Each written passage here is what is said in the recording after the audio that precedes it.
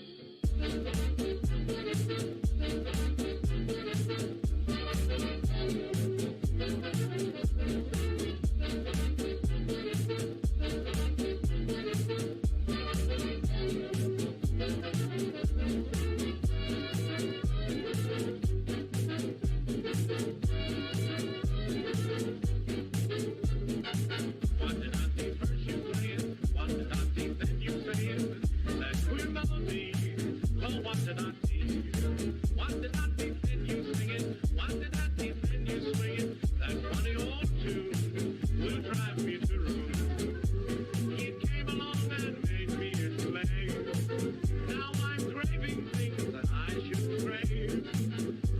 It came along and made me a slave. Now I'm craving things that I should crave.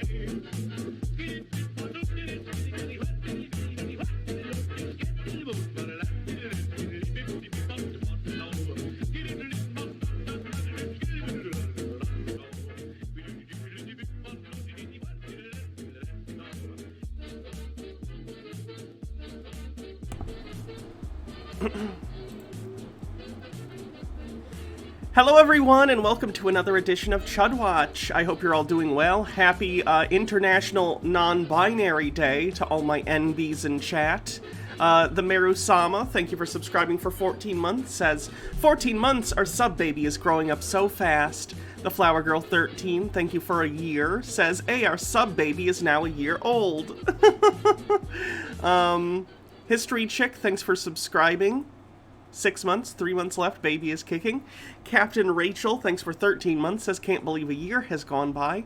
Flower Girl 13, thanks for gifting 5 tier 1 subs to the community. Wag Roads, thanks for 100 bits, and gifting a sub. Little Green Person with 100 bits, Kirthan with 100, says Bastille Day may not be real, but NBs are. Happy non-binary day, everyone. Rose Luna Shadow, thanks for 13 months. Wag Roads, thanks for 1,000 bits. Red Werewolf with 100 bits. Nick Snort, thanks for 13 months.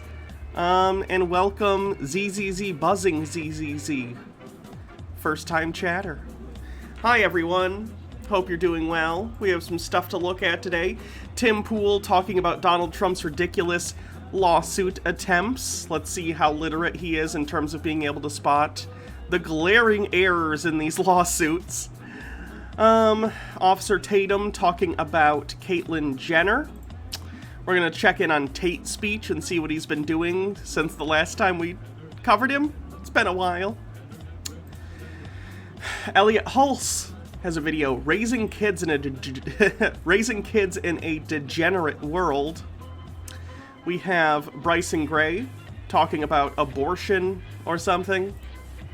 We have Nerdrotic. Marvel is a disaster. Kevin Feige and the, quote, MCU. And then we have Right Wing Watch and Right Wing Cope. Wag Roads, thanks for 400 bits. I believe bringing us to completing the level 4 hype train. Only one level left. How are you all doing? I hope you're having a good day.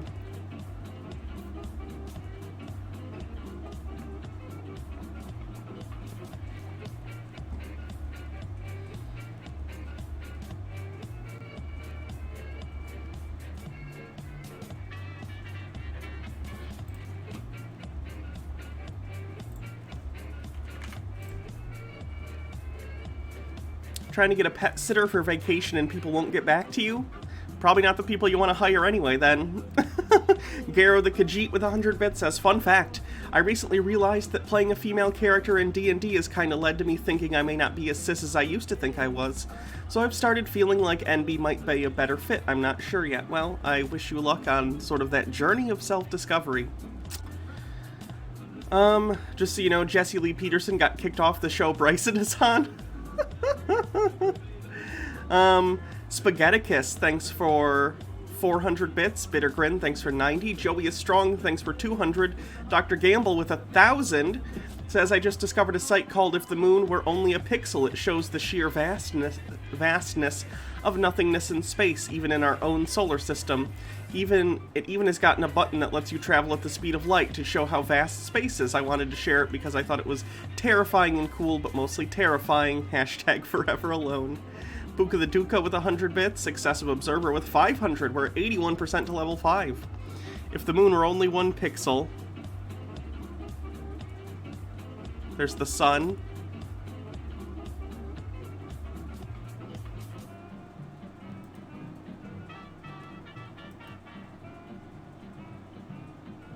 That was 10 million kilometers.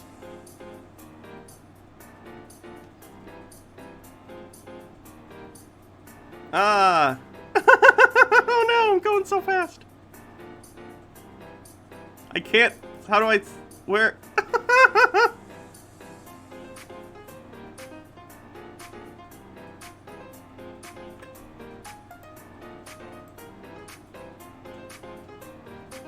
Light minutes.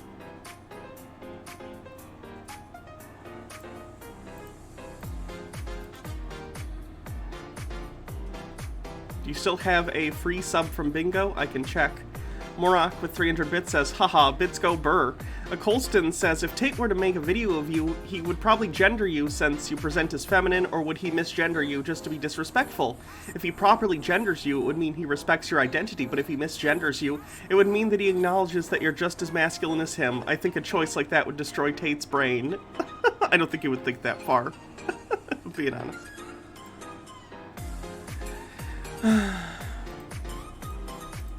Let me see if that person has a gift sub still. We're at 92% to level 5. Very close.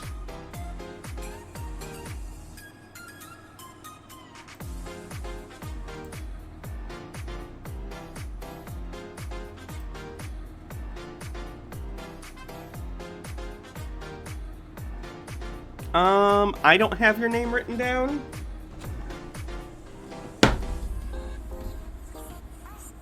Was it for Chud Watch Bingo, or was it for Tinfoil Tuesday? Because I run the Tinfoil Tuesday one, and I don't have your name. X Flowers for Brains with 100 bits. Steve with a Q with 100. Thank you. Wag Roads with 90. Brings us over 100% to level 5. Thank you. A bunny picture. Princess Amelia with 100 bits says hype. Thank you. Space is large.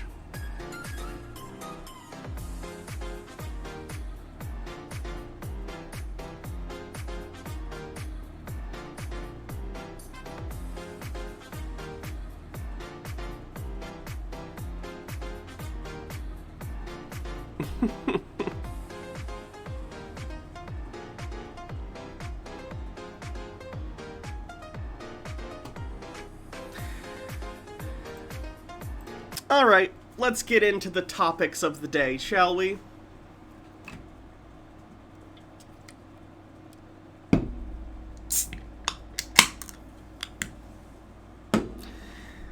Let's start off with some right-wing watch.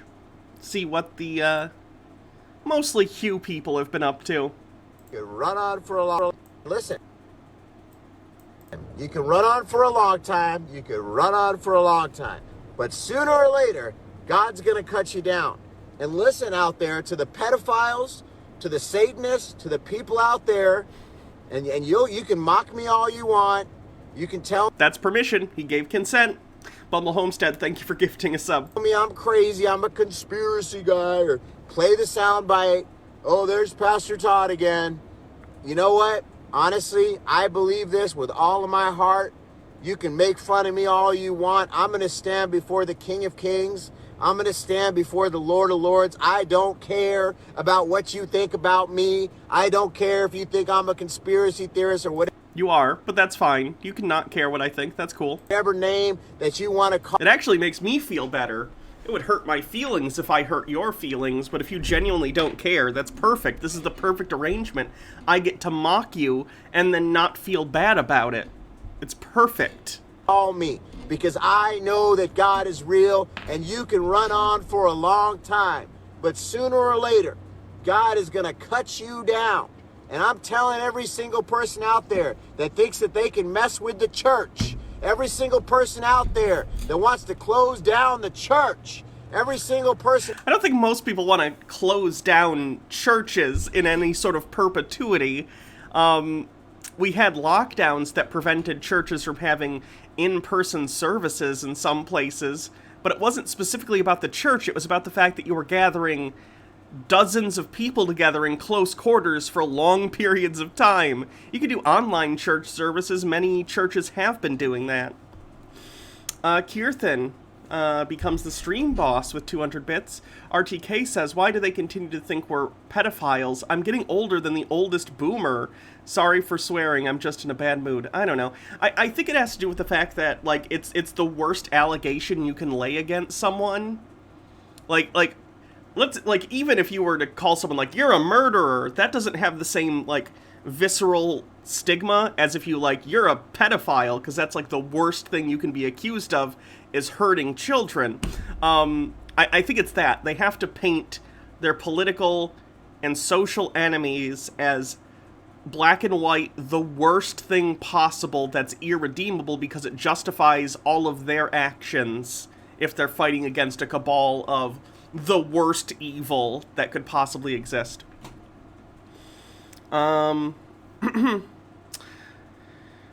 Princess Amelia says, God loves you, he's gonna kill ya. And then I guess I missed Jeff's bits. Sorry. I keep doing that lately, I don't know why.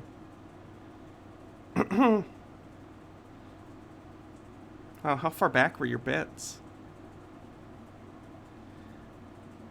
The last one I see from you is the Bastille Day comment, but I read that one. You sure you used bits? 'Cause I don't see them. Out there that wants to make fun of the saints. If you post it again, I'll read it. I just don't see it. Every person out there that wants to mock us and to mock our God, the God of heaven and earth, the God of Abraham, Isaac, and Jacob. You better watch out, because God says, do not touch my church. Do not touch my church. And I wasn't expecting to get this word, but hallelujah, I believe the Lord has dropped this word right now. Maybe somebody needs to hear this that's listening to this. God said, do not touch my church. If you touch my church, you are going to get burned. Hallelujah. Show us on the doll where the government touched your church. Hallelujah. Those people that have tried to shut down the church with their wicked plots and their wicked schemes and all their nefarious plans, you are going to get shut down. You are the one. This is going to come back around on you. You think we are on the losing side? Well, you better look at history, because we have never lost, not one single time. Something tells me he's not a student of history. Nick says, God loves you, but he'll kill you. Is he Marcel Basset? That's a scary thought. Morok says, just remember, Satan loves you more than Yahweh. Satan wants you to be free. Yahweh just wants you to cowl to his will. And RTK142 says, there's another thing. Why does the God of all these dudes matter to anyone? Those people are either A, never existed, or B, are long dead if they did. But the old book says good, so good. That's who we are in Jesus Christ. We are victorious. This guy and Peter should hang out.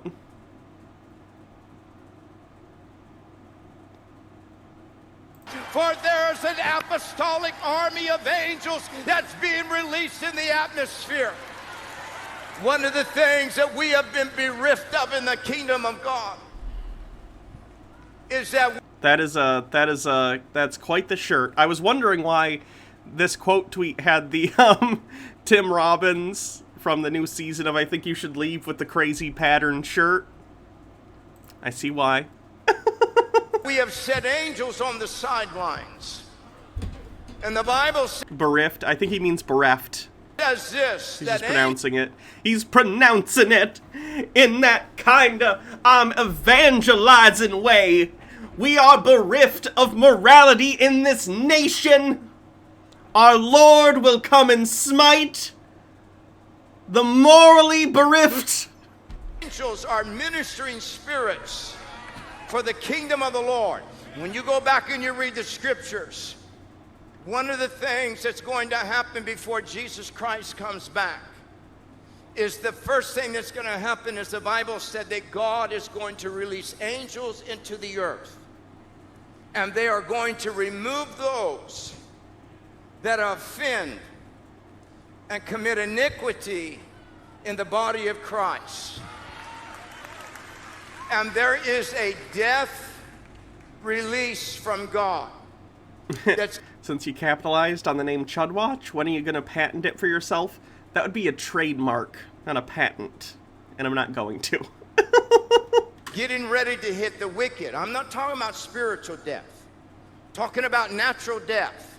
That God is going to begin to kill wicked men and women in this nation that have stood. The shirt's too distracting.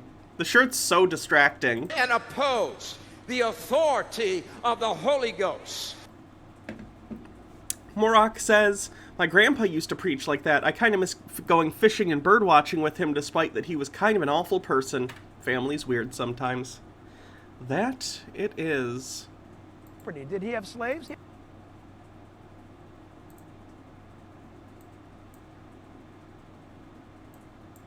I'm here on Washington's property. Oh, I've been there. I've been to George Washington's property. It's very interesting. I've stood in the slave quarters. They're bad. Did he have slaves? He had 317 slaves. But what you need to know is, if he would have said right now, no more slaves, you're fired, you're free, go. In that time, it would have meant certain death to them. Because number one, watch, listen everybody. Oh, George Washington was just doing them a favor by enslaving them. I see. That's a reasonable argument. It's not like he had the power to be like, I'll arrange transportation to Canada for you. Jesus Christ.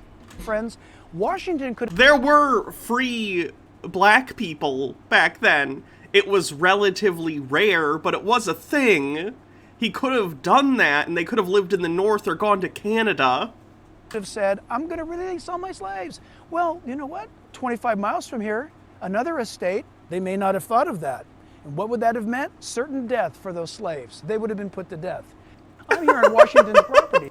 I've never heard someone try and justify that before. Like, really? No. Morak says, I've been there too. The slave quarters were abhorrent. Yeah, they're just like little shacks with dirt floors. It's terrible. I was right over there. And they're within, like, visual... You could literally see George Washington's, like, stately home up on a hill, like, from the slave quarters. I don't know how those people didn't murder George Washington every day, seeing that fucker live in that house. When they're in these dirt floor shacks. It's terrible. Absolutely terrible. To be clear, I do understand how the social reality that if they had done that, they would have certainly been killed themselves. I understand that, and they probably, some of them had children and stuff. I understand that. I get it. Just like, it's so frustrating. It's so frustrating to me. Years ago, I was right over there. We had a guest speaker at the time, Ed Dufresne. He gets up. He never endorsed anybody as standing in an office of a prophet. And he starts preaching. He says, Jesus, I see that. He says, this man, talking about your pastor, is called as a prophet to this nation, but the nations. We had one time Jesus appeared in our church, stood on the stage. I told the church about it. And, some people didn't believe it. And 2 weeks... He's claiming Jesus came in person to his church.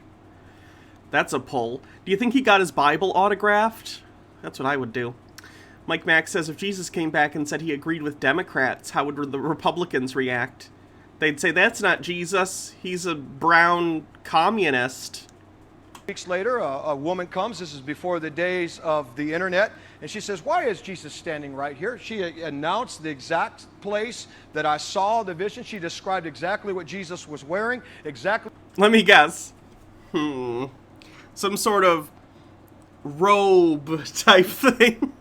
Like in every depiction of Jesus that exists in the modern world. What he was holding, just like I told the church. And she says, and Jesus says to this man right here, this is two powerful things she said. This man and woman are called in the office to be prophets to the nation and the nations of the earth. And then she said, and anyone that touches them are going to be exposed, and they'll be like the dust of the wind, and they'll blow away and be no more. Nick says, and if he agrees with Republicans, they tokenize him. Was he white? Lily Lovestuff says, I used to work there. Also, even in the North, free black people still had to worry about being caught. There were also more slave quarters in an area called Gum Springs, which is mostly a black neighborhood. It's interesting because here, if you live closer to Mount Vernon, odds are you're black and lower income, whereas where I live, still a part of the plantation at the time, tends to be wealthier and whiter. It's almost like history affects today. Don't tell Republicans, though. They'd like to pretend that we exist As if we just came into existence yesterday, and the history has no bearing on the reality or material factors we find ourselves in the present. And she actually spoke that in front of... Oh no, he's back? Who's back? Now I'm scared to see what this is. Oh yeah, no BS. Yeah. That was from like 3 weeks ago. somebody who later rose up to try to hurt the church, and they were taken out. You think they would listen? They're getting more threatening.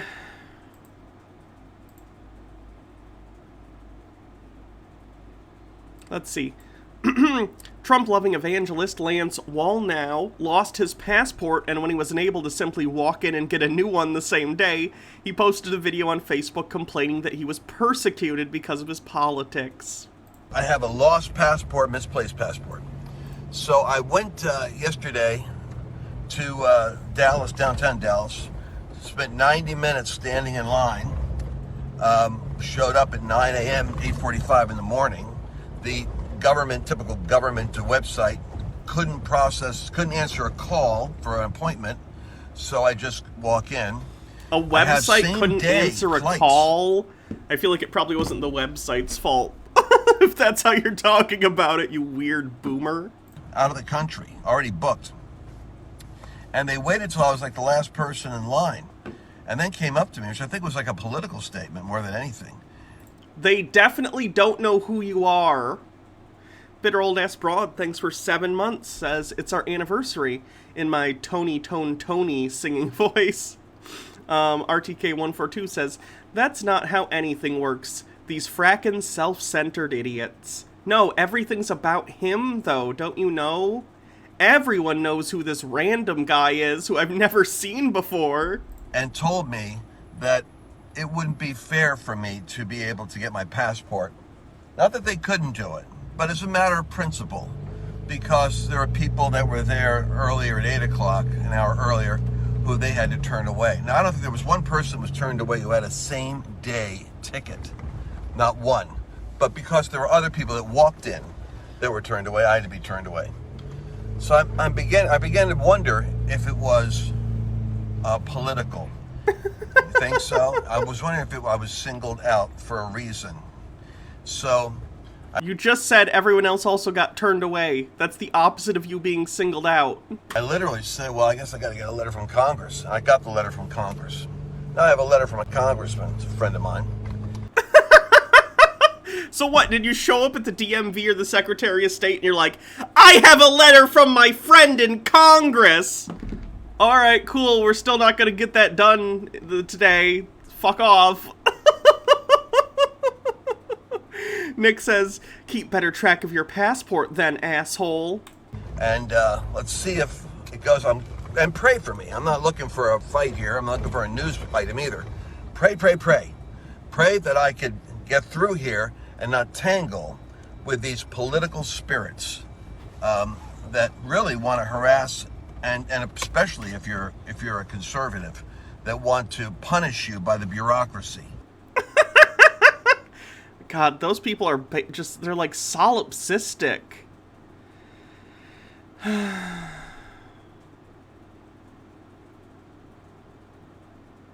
Rehearsal. You know, I hate Greg Locke. the last 15 or 16 months has really just been a dress rehearsal. You know, I tell people it's not the mark of the beast. I get that, but it is a precursor for the beast system, because now we know what churches are going to close. We know who's going to roll over. We know who's going to stand up. They already know. And so I tell people they know who's going to be a problem and they know who's not. Well, I'm going to be a problem. Okay, I have no trouble with that. I'm going to be a problem. I'm going to be a rebel rouser, because when tyranny Rabble rouser, not rebel rouser. becomes law, rebellion becomes biblical. And I don't think people understand that fact. Everybody wants to quote Romans 13. I know pastors in the United States of America that I've preached for, that if this would have been, Nazi Germany, they would have been the first person to put a Jew on a boxcar and then start quoting Bible verses about Romans 13 and how we ought to obey the governing authorities. What is with these people in comparing basic health measures during a pandemic to the Holocaust? Stop it! Is the Holocaust literally the only thing they paid attention to in school? It's the only card they have. Morok says, pray. Okay, dear Satan, unhallowed be thy name. Please let this man find his missing passport as soon as he gets a replacement. These are Acts chapter 5 days. We have to obey God rather than man. The last 15 or 16 months. Is to go back and listen to the second meeting last Sunday. That would be 4th of July. The second meeting in the Lord of Hosts. That's right. At Hank Kuhneman's church. Hank Kuhneman's church. And Hank was prophesying, and he said, watch for the hand of God to show up. Then he said, watch for the pointing of the finger. Evidence is coming, and you need to watch, especially for those two things. You know how he talks about watch for the different weather and everything? Right. He was talking about some very different things this time. It was real exciting. I didn't know I was going to get to experience it, though. And so we went to our 4th of July celebration, and we set up and everything. We always know the best places to go. Encouraged. I am encouraged in the Lord. I think that we've already achieved victory. I think hell is terrified. What we're seeing now, the things that you showed at the intro of this show, begins to just show how God's turning things around. And so I say to the men of God, hold your ground, because we are in a place where God is performing the word of the Lord. And it's a tremendous thing to walk shoulder with shoulder with these men of God that are standing and not compromising, not apologizing, but we are defending the word of the Lord. And I believe that by the time this year is over, we will be in a full force of great victory. If Donald Trump is not back in the office by the end of this year, I'm going to be shocked. And I believe we've heard the voice of the Lord. And I'm right there with Dutch. He just moved my spirit. Shocked Pikachu face incoming.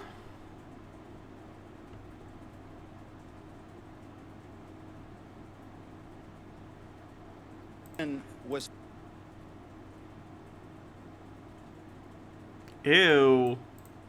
this nation was founded by Christian people, and the Not necessarily. Many of the founding fathers were deists. reason we are And even if they were all Christian, they clearly wrote the Constitution with Enlightenment values in mind, which is why we have a First Amendment and a separations clause. essentially a Christian nation No! is because as true Christians, we believe we don't want a theocracy. We want freedom. We want any atheist, every Jew, every Muslim, anybody to be welcome here, because that is at the heart of the Christian faith. We cannot force our faith on anyone. Oh, no one show this guy any history book ever from any period ever. That is idiotic. Many have done it in the past. There are many radical Muslims trying to force their faith on people right now. There are many radical atheists in nations like China and North Korea trying to force their faith on people. That's authoritarian crackdown on people's rights. That's not a religion, but okay.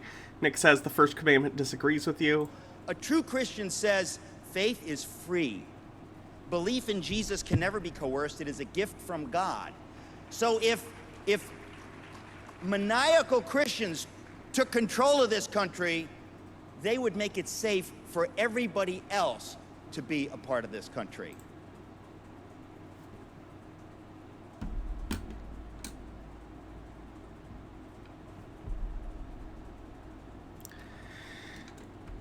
Again, history disagrees. If you're contending that the Founding Fathers were all Christian, they weren't. Most of them were, though. And therefore, a fully Christian government would ensure the rights of all its citizens. Then why did the initial founding of our country and the Constitution deprive rights of most people in the country? The only people with rights were white landowning men. Women couldn't vote or things of that nature. Black people were considered property. Like, what? So Thrashmeo says, imagine wanting Sharia law. I mean, Christian law. do not fear theocracy, folks. That is a chimera. That is nonsense, a mirage. I think what does he mean, chimera? Chimera is like when you combine two different things, right? Does chimera have a different meaning that I'm unfamiliar with? That God is decreeing from heaven on the 4th for us that it's time for the Republic to come back in. I'm not hearing you predict a specific thing, right? You're saying God's decreeing something from heaven? Is that what I'm... He's making that declaration, and something's going to show up. And I don't know, as always, part of... The guy on the left kind of looks like Nardole from Doctor Who.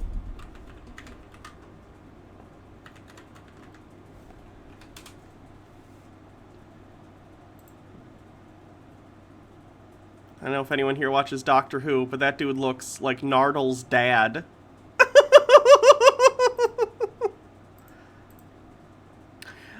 Bitter Grin says, chimera can also mean something illusory. Okay, cool.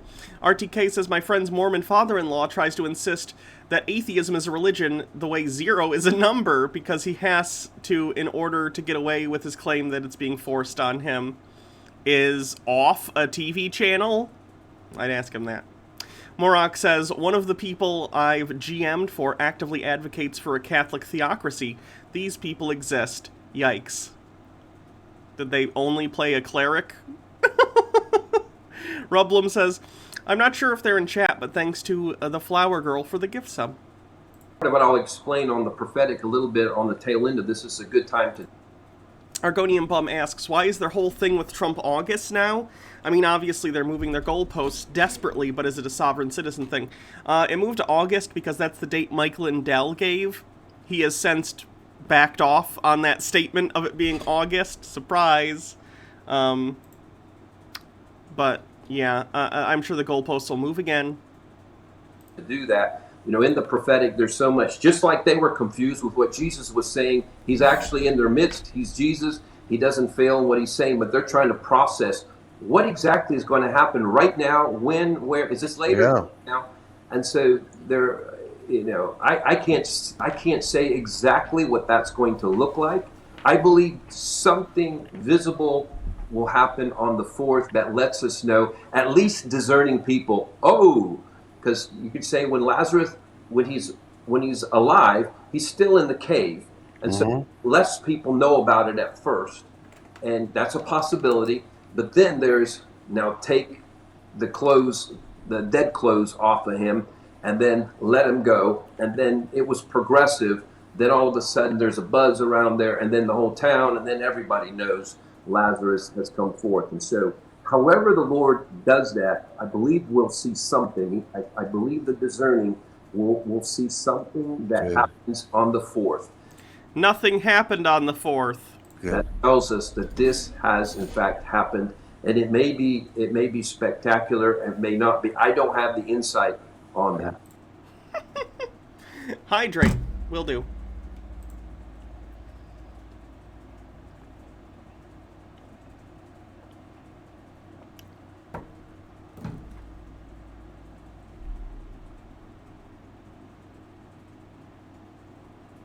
Verse 14 declares that God is the God that redeems us from oppression, fraud, and violence. This will begin to take place. The other thing that God has been specifically speaking. He's dressed like a fancy carnival barker. This is the 245th year of America's reign. And I believe it represents... I don't like the term reign there. 2 more terms for 45. Or 2 terms for 45. I love when they just openly are like, hey, you know the Constitution that says that you can only have 2 terms? Fuck it.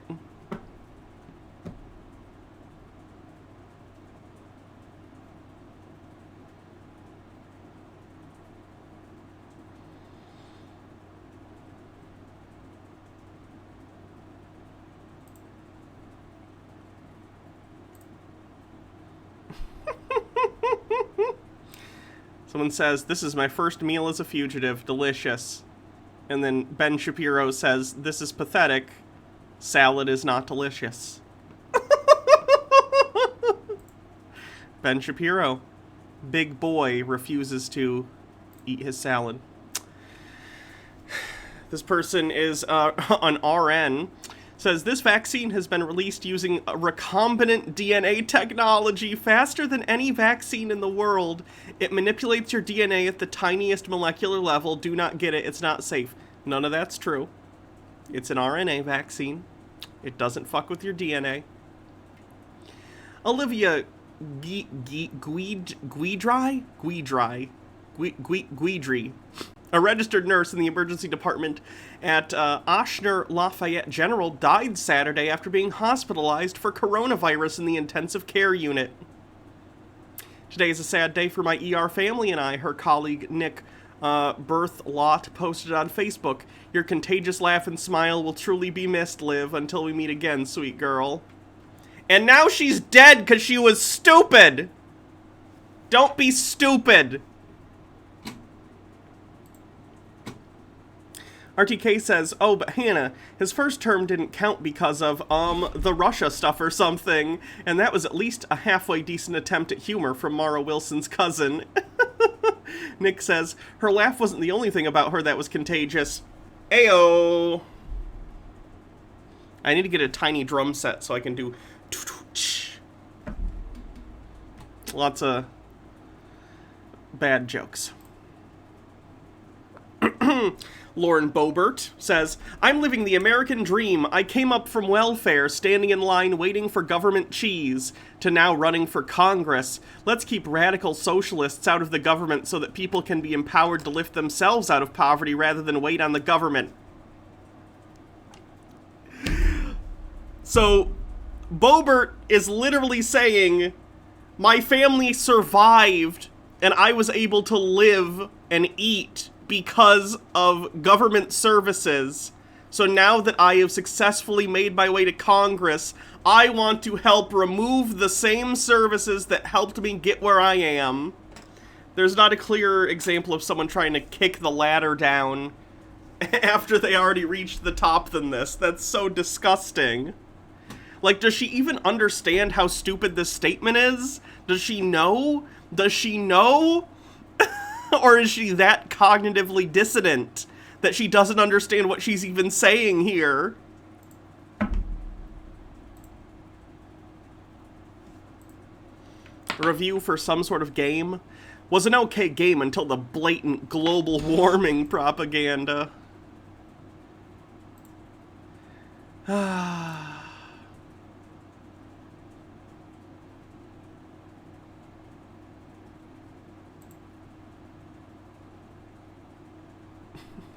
This guy posing with Donald Trump. Ooh, Donald Trump does not look good in this picture. Says, the next president of the United States. Eat my sack, you liberal fucks. Wow. Cleanse for later? Okay.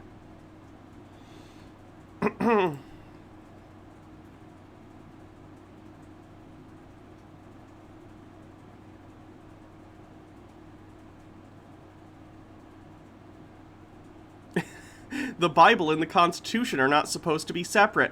Have you read the Constitution? Oh, look, Ashley Babbitt, who was shot, rightfully so, on the 6th, being crazy. Where is everybody? Huh? You got, where is Kamala? Where is Kamala? Talking about ISIS like KKK. We got this migrant caravan. You know what? We have thousands of people on the other side of the border. You people can't get to work. Our economy is going to take an absolute tank because you guys refuse to choose America over your stupid political party. I am so tired of it. You try to make it with these wide-angle lenses, and you try to make it that your echo chambers have these large followings. You got 40 people showing up, and you want to do a headline with CNN talking about, oh, we got massive protests for Trump shutting the borders. No, we do not. No, we do not. What we do have is a massive amount of pissed off people like I am because you guys will not sit down and do your jobs. California is suffering. Our homeless problem is out of control. Our drugs are out of control. When you have to have a budget to clean up human fecal matter off the roads, that is a problem, okay? This is absolutely insane. The meth problem, the fentanyl problem, the heroin problem, the illegal this is crazy, okay? Like, well, everybody wants wants immigration, but we need to do it the right and correct way. This is getting out of control, and you guys are lying. Why are you lying? Why are you lying? And why are you so worried about what everybody else is doing? I want to talk about what you're doing. Like I said, you can consider yourself put on notice. Me and the American people. I am so tired of this. I am woke, man. This is absolutely unbelievable. Get your shit together. Thank you. And then she broke into the Capitol building with a group of other rioters to try and threaten Congress in order to undo the results of a Democratic election. And she got shot in the neck and died. I watched it. Don't do that. Pulp Free Fiction says, I just found out my aunt and cousin are both anti-vaxxers, and they both decided to show up to my cousin's baby shower, even though everyone there was supposed to be vaccinated. One is a nurse at a nursing home, and the other is a teacher. It hurts to know there's so much stupid in my family. That's ridiculous. They shouldn't be allowed to work at a nursing home if they're not going to get vaccinated. Mike Mack says, Republicans sure like to drink Donnie's D-milk cream. Nick says, time-traveling Rule 63, Mike Lindell. Lily Love Stuff says, I don't want anyone to think I'm being, like, elitist or anything, because I truly believe you can get your GED at any time, but the fact that Lauren Boebert didn't get her GED until 2020 and got elected to Congress still blows my mind. Only a white person could do that. I agree.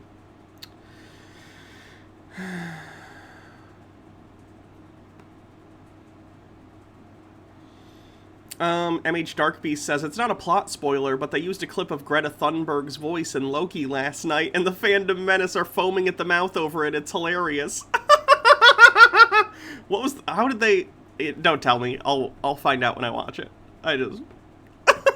That's pretty funny. Gab's account got deleted from Twitter. So that's good.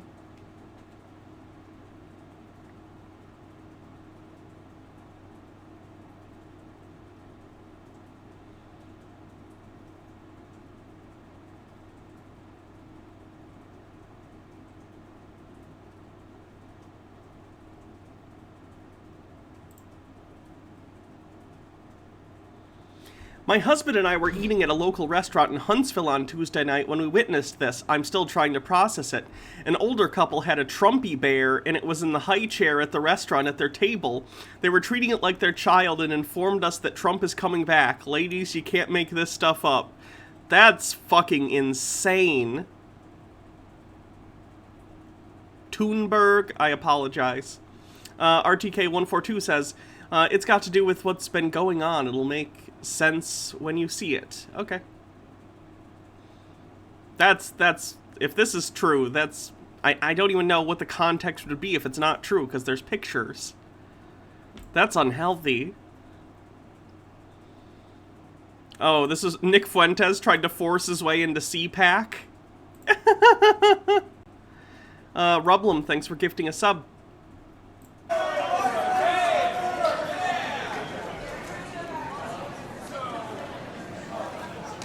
Trumpy Bear was not a parody. It was a real thing. It still is. Jesus Christ.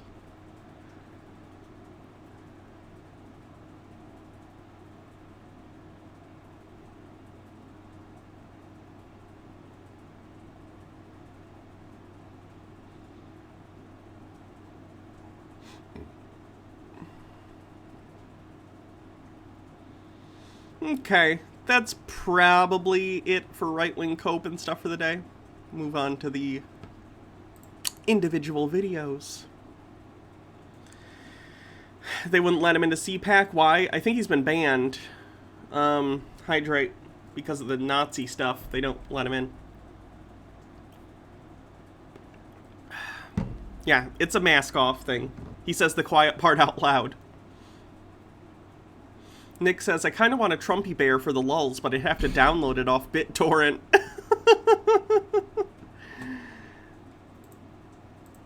Who do I want to watch first?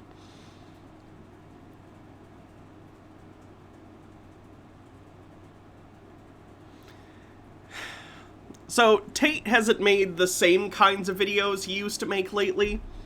Lately, he's been doing basically entirely ads for his services. I mean, the channel has always been an avenue to just advertise his, like, self-help, get-rich-quick program stuff. But it's gotten more blatant and less, like, on the down low lately. So let's see some of his ads and see if they convince us to want to join his website, cobratate.com.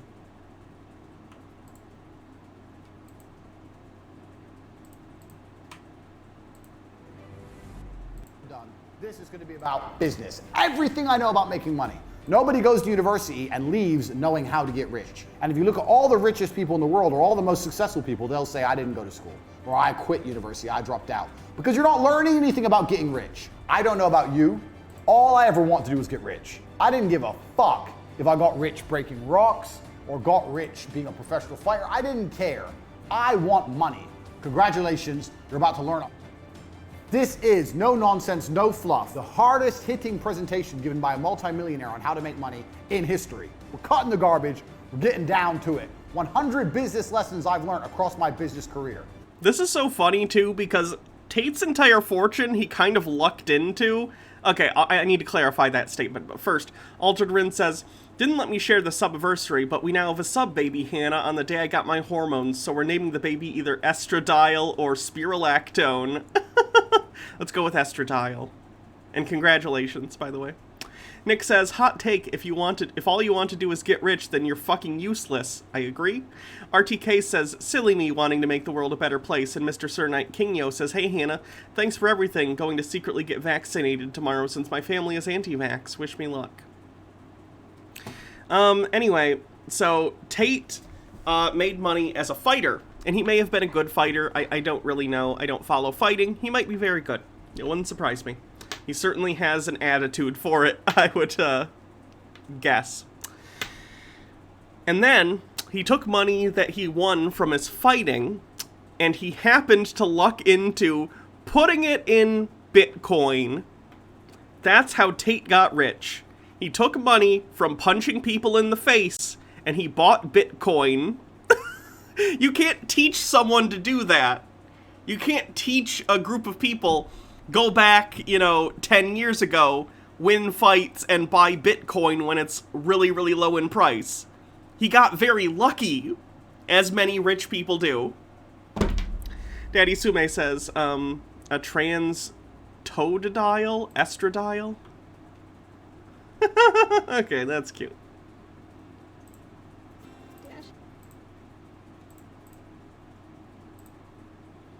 He has wife-beater vibes. He has admitted to hitting his partners before. Your worldview is about to change forever. He dated Jordan Peterson's daughter for a while. Hold on tight. We're about to get rich. Right here, Hustlers University. Tate is the epitome of survivorship bias. Yes, he is.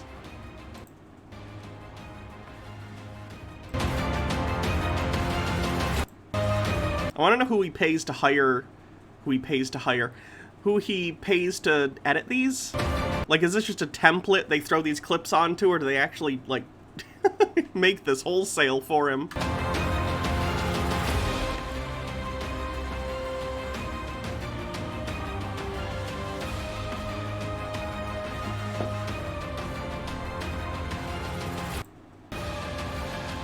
All of y'all have more fathers and dollars, and that's why go.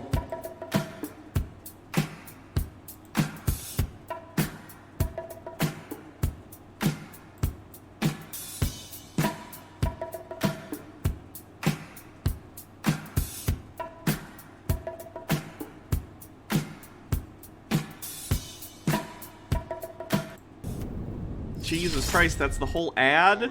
Oh my god, does he have a whole series of ads that's just looking at his cars?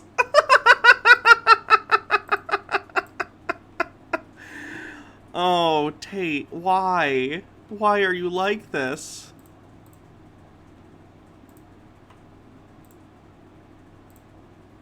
All of y'all have more fathers and dollars, and that's why I cannot relate.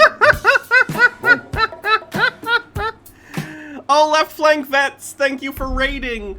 Welcome, raiders. I'm Hannah. I'm a leftist streamer. We're doing Chud Watch today, so I'm looking at sort of right-wing content and talking about it. Right now we're looking at Tate. He is an obnoxious Bitcoin millionaire who hits his girlfriends, so that's fun. Everyone, go check out Left Flank Vets, okay? Here on Twitch, Frizerburn just posted a link. Go give them a follow, please.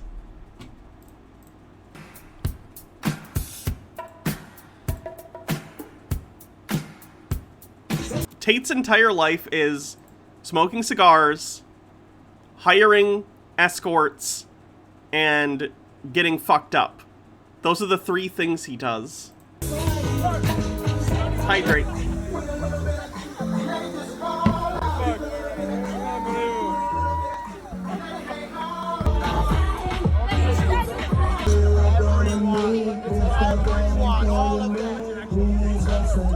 That's true. He also breaks traffic laws blatantly. Old enough to know better now. Thanks for gifting us some. God damn it, The most Tate. important way to discover someone's a dickhead or not is if they wear a smartwatch. Smartwatches are bullshit.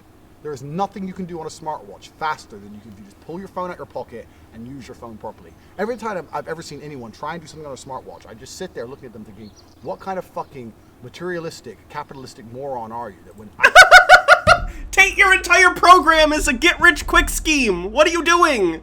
Bellum Guardian says, I made this joke every time, but Tate thinks life is GTA Online.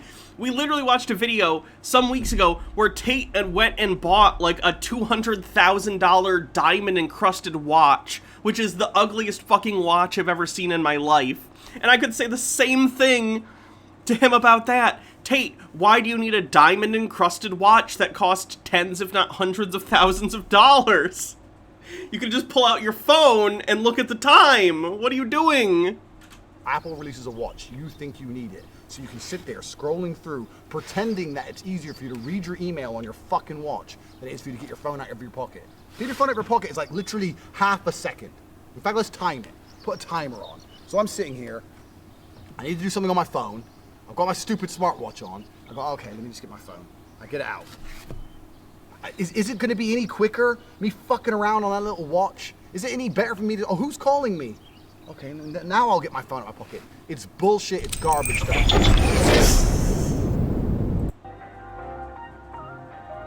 This video is entitled, and bear in mind, he just said, basically, you're a capitalistic whatever if you enjoy smartwatches. This video is entitled, Rules Are for the Poor, Luxury Lifestyle and Private Jets. By the way, his group of, like, bros feel like the most obnoxious group of people in the world. Like, it seems like they could be extras in The Wolf of Wall Street.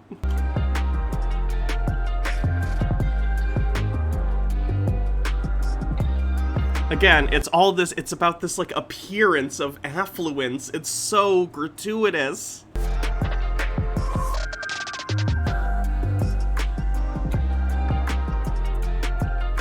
Entourage in real life.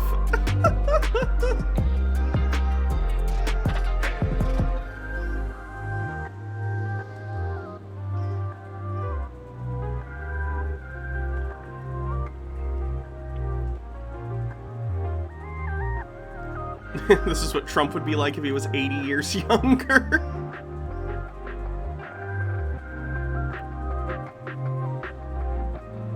I'd respect them more if they had an orgy on the plane with each other. You know what's really funny? They didn't ask for anything. We're going between countries. No COVID paperwork, nothing. Actually, that's a good point. When wearing a mask. Yeah.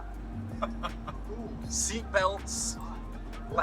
Yeah, the rules always have been and always will be. That's all the rules are. If the punishment for a crime is a fine, then what they're really saying is there is no crime. If you're rich, right? It's a socio-economic crime. If you're poor, then you will be punished for X. But if you're rich, the punishment for X is negligible, right? So if the only punishment is not real. So if the only punishment is financial, to men like us, there is no punishment. He's absolutely right, but he's come to the wrong conclusion. He thinks that that's good because he's rich. Not that it's unjust. Nick says, rich people go flying through windows just as well as poor people do. Just saying. That means the rules are for poor people. What's the number one way they punish you? Fine. He's not poor wrong, he's folks, just an asshole. blah, blah, blah. Agreed. As soon as you're a millionaire, all the punishment goes away. The rules are for poor people. And if you're sitting there going, I don't really care about money, what you're saying is, I'm happy to stay a slave. Maybe with his next million, he can afford buttons on his shirts. I think that's too much to ask, okay? I don't want to be a slave to nobody. You can find me for whatever you want to find me. I'm doing whatever the fuck I want. What about you, Frank? I'm with you, man. 100%.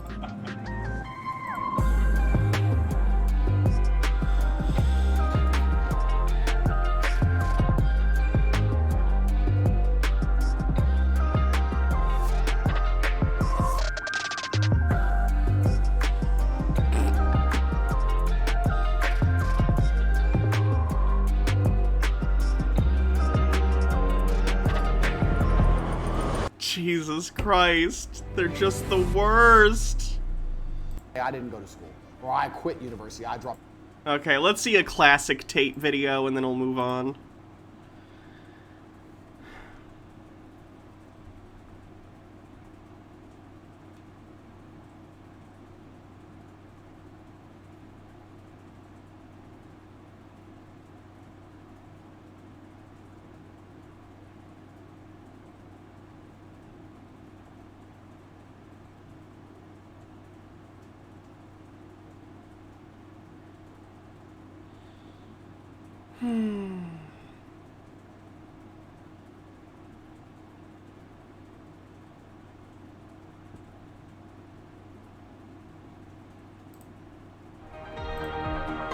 Willie Love Stuff says, sorry, that should have been lounging, not lobbying. Oh, and the earlier one was. The closest thing to this that I have envied was a woman lounging on a speedboat on a lake in Italy in a sundress, and she was just sitting there looking elegant with beautiful scenery going past. I'm a heterosexual man, and that means I like to have sex with girls. Thanks, Tate. I'm a man who likes to have sex with women. Sometimes, heaven forbid, I like to have sex with more than one woman at a time. Sometimes there's two, sometimes there's three. And when I say that to people, that I'm a man who likes to have sex with lots and lots of different women, people will get offended instantly.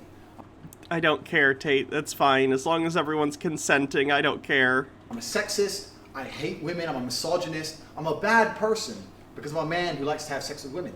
Since when does that make me a bad person? Since the dawn of human time, the only reason humans went from a small tribe of a couple thousand to populating the planet with billions is because people fucked. The reason you are watching this video right now, at some point in the history, a man fucked a woman, and here you are. That's the reason I'm here, that's the reason you're here, that's the reason YouTube exists. Tate, the reason people call you sexist isn't because you like to fuck. There are tons of people who like to fuck. People in my chat like to fuck. Like, it's the horniest chat. It's fine. The issue is that you are sexist as a separate issue from your horniness. Tate! You've talked openly about how you think it's okay to beat your girlfriend. Like, that's not okay. You've talked openly about how you don't believe date rape exists and you don't think people get roofied. Like, you're sexist for many reasons. You wanting to fuck is not one of them. RDK says you're a bad person because of how you treat us. And Daddy Sume says, I'm so offended by this chud. Also, I'm very offended you didn't name drop me when you talked about people who like to fuck. I'm not calling anyone out. This and all these cities and all these things around the world exist because people fuck, a man and a woman. So since when is it a bad thing?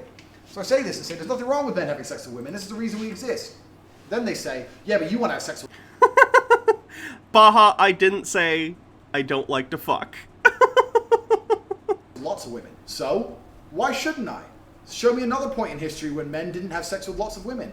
Show me a point in history when men did not have sex with multiple women. Women being promiscuous is a completely different issue. I've discussed it in a lot of my videos. It's a completely different issue because women can get pregnant. Birth control is a modern invention. So from an evolutionary perspective, women never did that because paternity was a huge issue.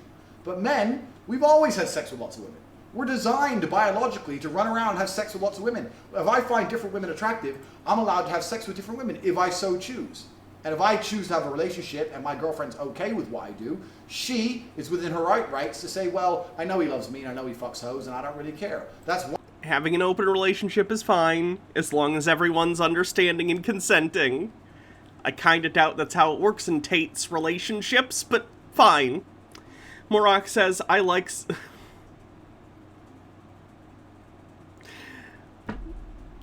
I'll read it. Morok says, I like sucking dick. The fucking part, is it weird that I'm more interested in pleasuring my partner than being pleasured myself? Nah, whatever you're into, that's cool. Once again, her decision. Why is me having sex with lots of women offensive? Why? It's not, but the fact that you think that it's not okay for women makes it sexist. It's fine if you want to fuck consensually, but it's also okay if women want to fuck consensually. Otherwise, Tate, who are you fucking? Why does that make me a dangerous person? You doubt he'd be okay with his partner having other partners, though? No, I'm sure he wouldn't. And that's the issue. Sky Comet Fallen says, fucking isn't something you do to someone, it's something you do with someone, Tate. Bellum Guardian says, people like Tate give aromantic people like me a bad stereotype by being douchebags. And Morok with 300 bits says, I feel ashamed I made you read that. Sorry, Hannah. It's okay. Person. Why am I some sexist, misogynist bad guy? Whereas if I'm a gay guy and I say, I'm gay, I want to fuck loads of dudes. I want to act overtly gay all the time. What the fuck does that mean?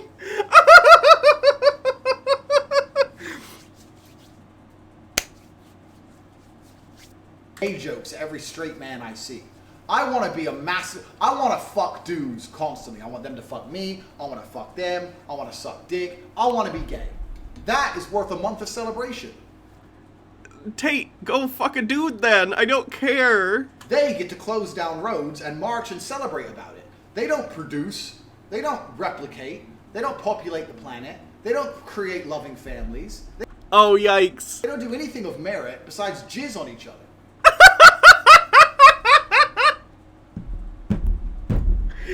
There's so much wrong!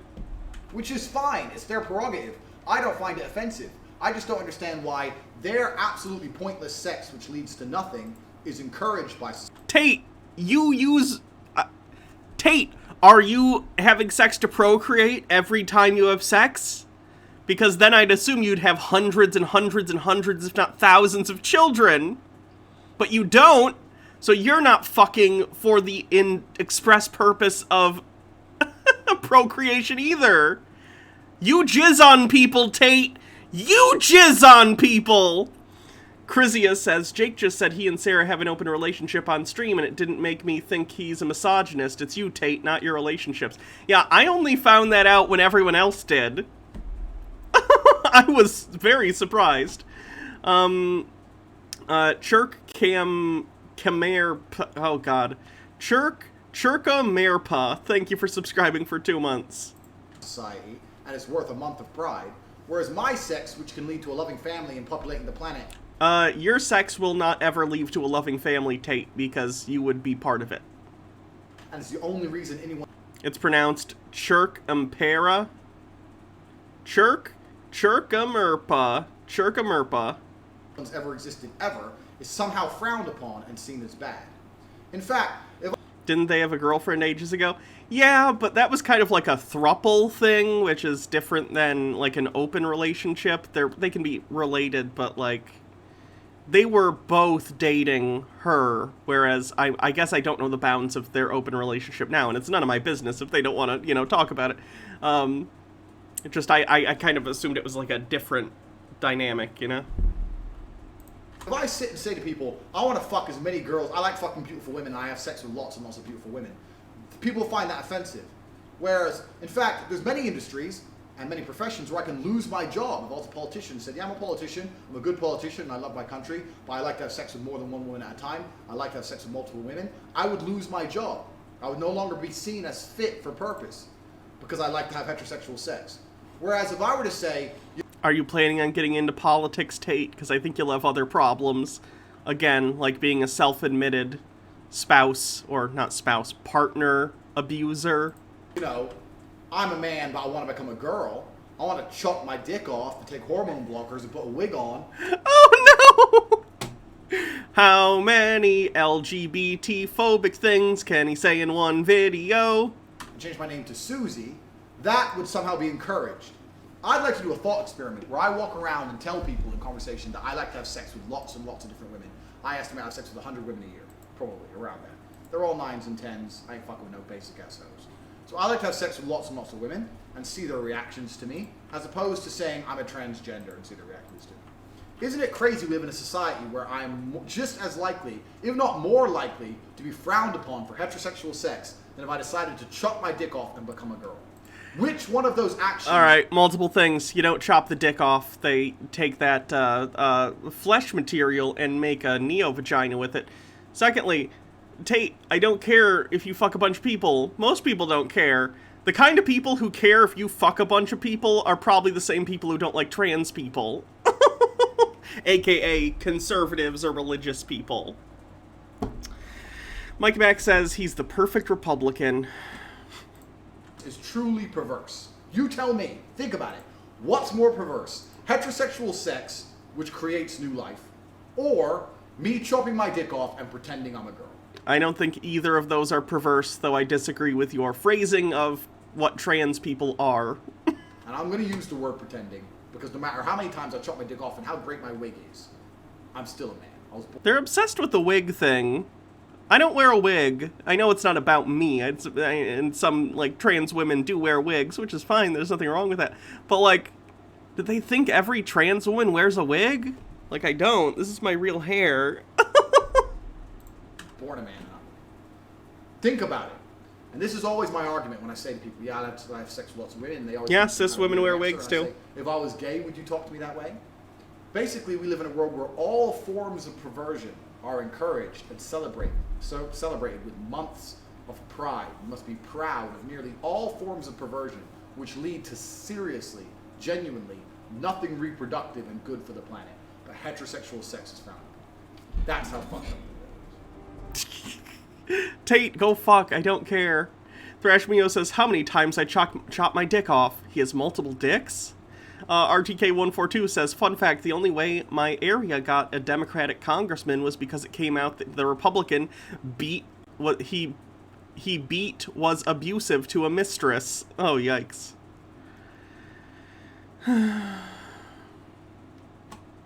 So that's what Tate's up to. You know, being Tate.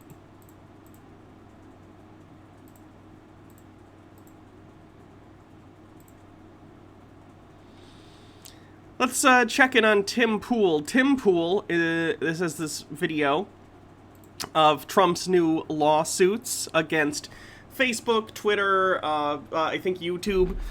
We looked at this lawsuit the other day on stream. I think we did on Monday. Might have been Friday or Saturday or something. I don't remember the specific day. But either way, we read the lawsuit, and it is ridiculous.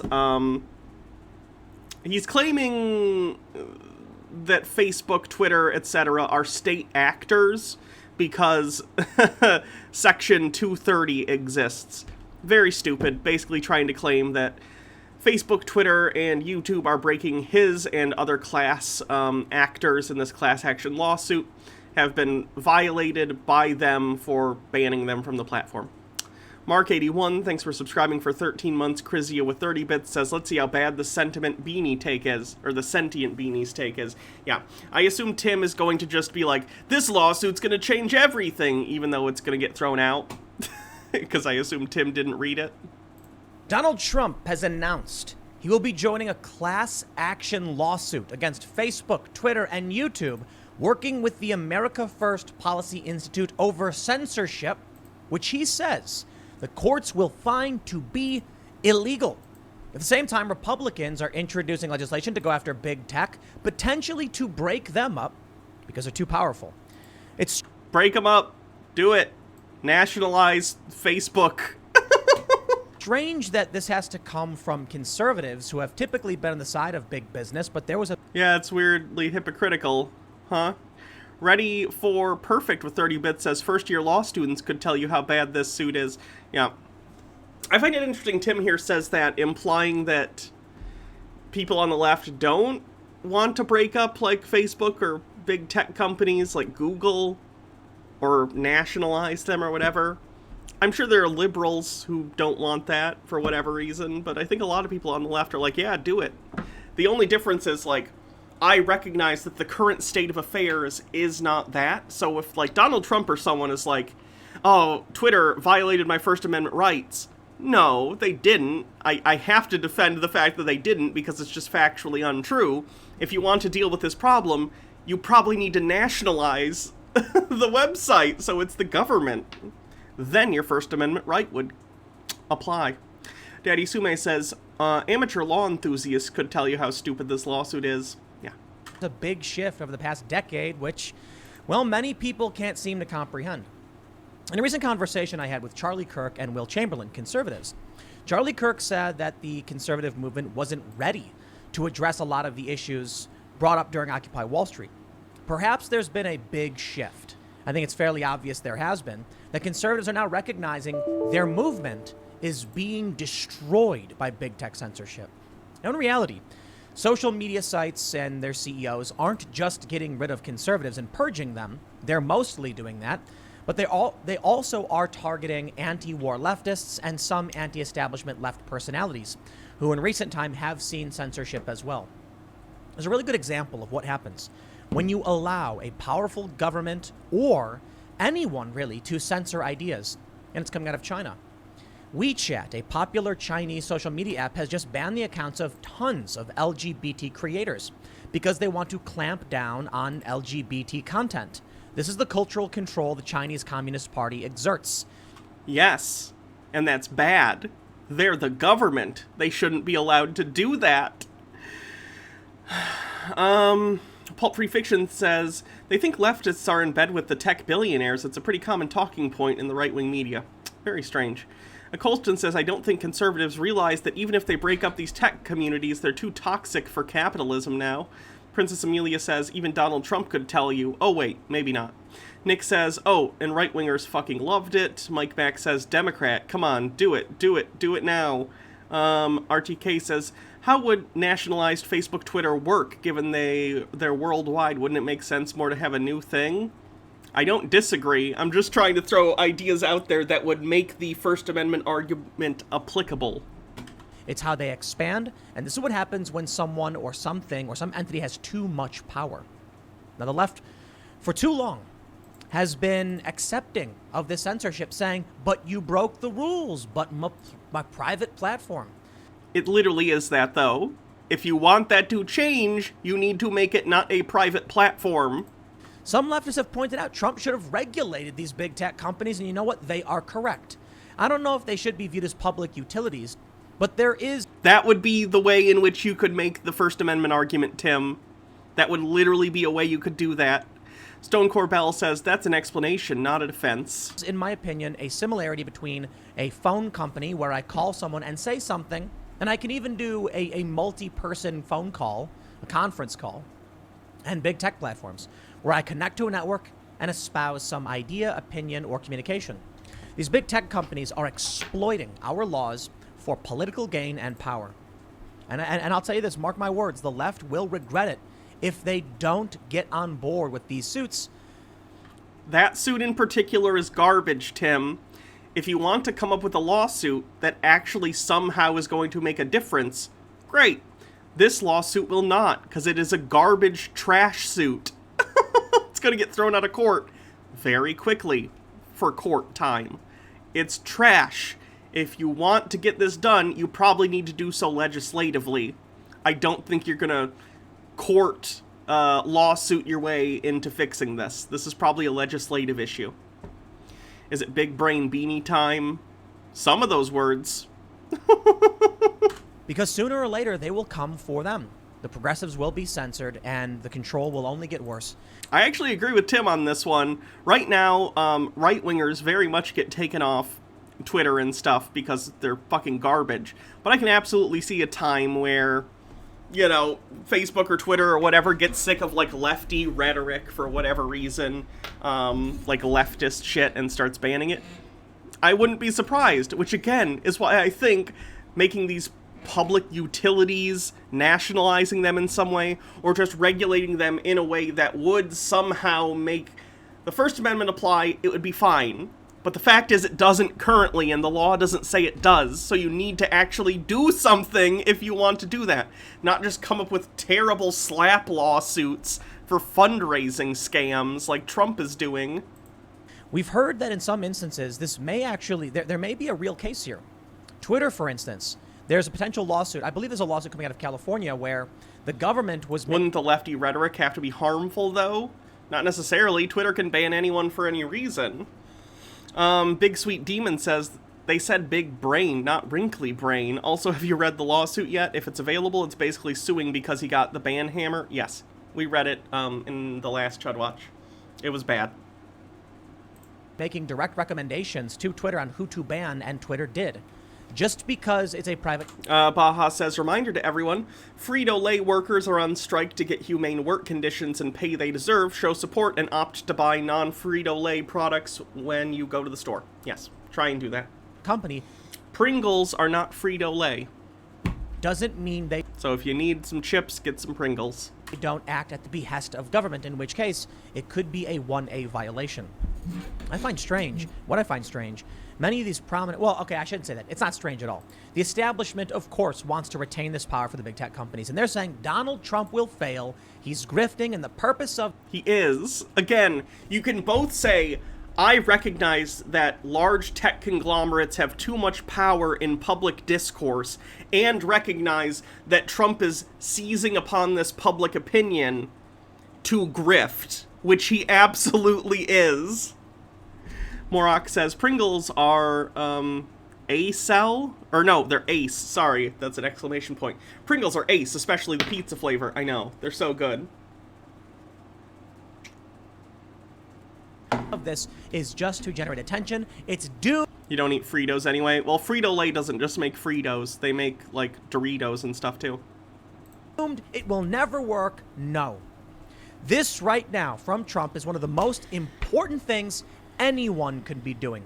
Now, perhaps a class action is the wrong way to go about it, but I'll tell you this. The class definition is ridiculous for this, too. Do you know how he defined... I say he, like Donald Trump wrote this lawsuit. The shitty lawyers he got to write up this complaint. The class definition was anyone who has been banned from Twitter or Facebook or YouTube since, like, mid-2018 for any reason. Bad class definition. Anyone who has been banned, whether it is frivolous or viewed or whatever, whether someone's opinion is that it's frivolous or whatever, ignore them. If you think you were wronged, file the suit. The reason we don't make progress on ending the censorship is because there's not enough legal challenges. Sometimes there are some and they don't get anywhere. And I've wondered this about websites like Wikipedia. They claim Section 230 protections while they literally publish articles that say, quote, from Wikipedia. Just because a user provided a comment doesn't mean you aren't publishing it. And it's about time we got more lawsuits. Oh, Tim. Towing24 says, Oots rippled for life. They keep rallying against 230, not recognizing that if they got rid of 230, it would leave YouTube open to lawsuits for things that get published on their site, thus making them crack down even harder on things that are considered even a little controversial. If YouTube all of a sudden became liable for the words spoken by those on their platform, which 230 prevents, YouTube, their hands are cleaned, basically, of liability for things on their platforms, and they can monitor and moderate those platforms as they see fit. If all of a sudden they became liable for the shit Tim Pool says, they're probably going to ban Tim Pool. They're probably going to ban even more political content on both sides just because they don't want to deal with the potential lawsuits. YouTube could not exist in its current form, nor could Twitter or Facebook without those protections from liability. Ready for Perfect says, I mean, I do agree with Tim here. If you have the means to file a lawsuit and a non-frivolous claim, do it, especially against the government. I'd agree. Trump's lawsuit is frivolous, though, because his claims are ridiculous. The grounds on which he makes his claims, I should say. Kirthan says, why is he telling people to file suit when there's already a class action that would include them? Does he not understand what class action lawsuits are? I think he's just saying in general, not just specifically in this case. Let's see where this one goes. Yes, Trump may fail in this regard, but you never know. Chicken Side-Eye, thanks for subscribing for 3 months. You never know. Until the arguments are made. Until good arguments are made and the judges rule on them, we won't know. The only way to get progress is to keep challenging unjust rules. And perhaps it goes to the Supreme Court, gets struck down, and it's over. Then we're going to rely on legislation. For the time being, it's about time people started fighting. And finally, Donald Trump is. Let's read the story, but before we do, head over to timcast.com. Tim, he had 4 years. He was the president. They had a Republican Congress for like 2 years. Tim. Become a member to help support our fearless journalism. You'll get access to members-only segments of the Timcast IRL podcast. The reason we set up timcast.com, to be completely honest, is, well, look, part of me didn't want to.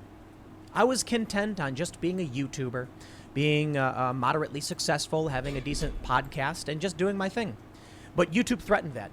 YouTube told me there was things I could not say. YouTube said, we will ban you if you talk about certain news stories that are in the mainstream. I assume he's talking about his conspiracy theories about January 6th and about the election that he's no longer allowed to do on YouTube. Rightfully so. YouTube took down a video from Senator Rand Paul on the floor of the Senate discussing a very serious political matter. We cannot I assume that was, again, conspiracy theory bullshit. stand for this. This is a senator talking to the American people. And YouTube said, no. They're allowed to do that. If you want to make it a public utility, do it. Do it! But it's not. So they can do that. Nobody elected YouTube to shut down C-SPAN. But they did. So we need people to challenge this. So good for Trump, good for the America First Policy Institute, and good for all the others who are challenging these things. But this is why we set up timcast.com. Because YouTube will eventually come around to deleting us. I hope so. This year, right now, 2021, it's a bit of a low year. Everybody knows it. And how hard he is for... how hard he S-words for Civil War II Electric Boogaloo. Yeah. He's backed off on that a bit lately. I assume YouTube maybe was like, hey, stop baiting the Civil War stuff. The presidential election just happened. Everybody's exhausted. Oof, we are politicked out. But next year's going to be a midterm. Republicans are expected to sweep. We'll see if that plays out. One thing that will contribute to a shift in power will be channels like mine. So you think YouTube's going to sit back? Now, they already banned Jones and Yiannopoulos, Laura Loomer, etc. They ban all... Well, okay, YouTube didn't ban Milo, and but they did ban Alex Jones. Yeah, Milo got canceled by the right for defending pedophiles, and now they like him again because he claims he's ex-gay. Nick says, big talk for someone who basically pulled a dark side Phil on January 6th. Sky Comet Fallen says, if it's on the floor of the Senate, you can watch C-SPAN on the TV. What a concept. Facebook purged a bunch of these individuals as well. Many of them are facing getting removed from YouTube, notably Steven Crowder. One strike away. What do you think 2023 is going to be like? Now we're after the midterms. Now we're in the presidential cycle. 2024. It is going to be nuclear. They will try to shut us down. So we don't lie then. Stop lying. You'll be fine. Set this website up. So go to timcast.com, become a member. We are adding more journalists. We are adding fact checkers. We are producing more shows. We're going to do everything in our power to make sure that these stories, these conversations keep happening in the face of the oppression of big tech. And perhaps, should anything happen, you'll see us joining certain lawsuits as well. Now, I'll tell you this. I can't scroll down on my own website. There is a members-only podcast we did with Dr. Chris Martinson. I can't even show you the title. The title is enough to get us banned on YouTube. Well, now I gotta know, right? I gotta. Who did he say it was with? I'm gonna have to scroll down for a while to find it, probably. Let me see what he said. Chris Martinson. I can't. Chris Martinson.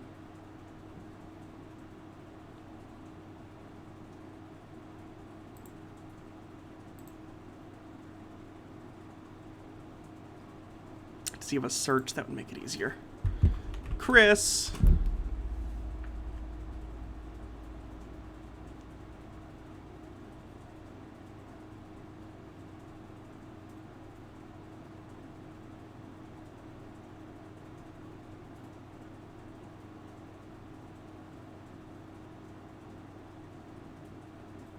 I think it's probably a thing that's like COVID misinformation. I think it's a COVID misinformation video.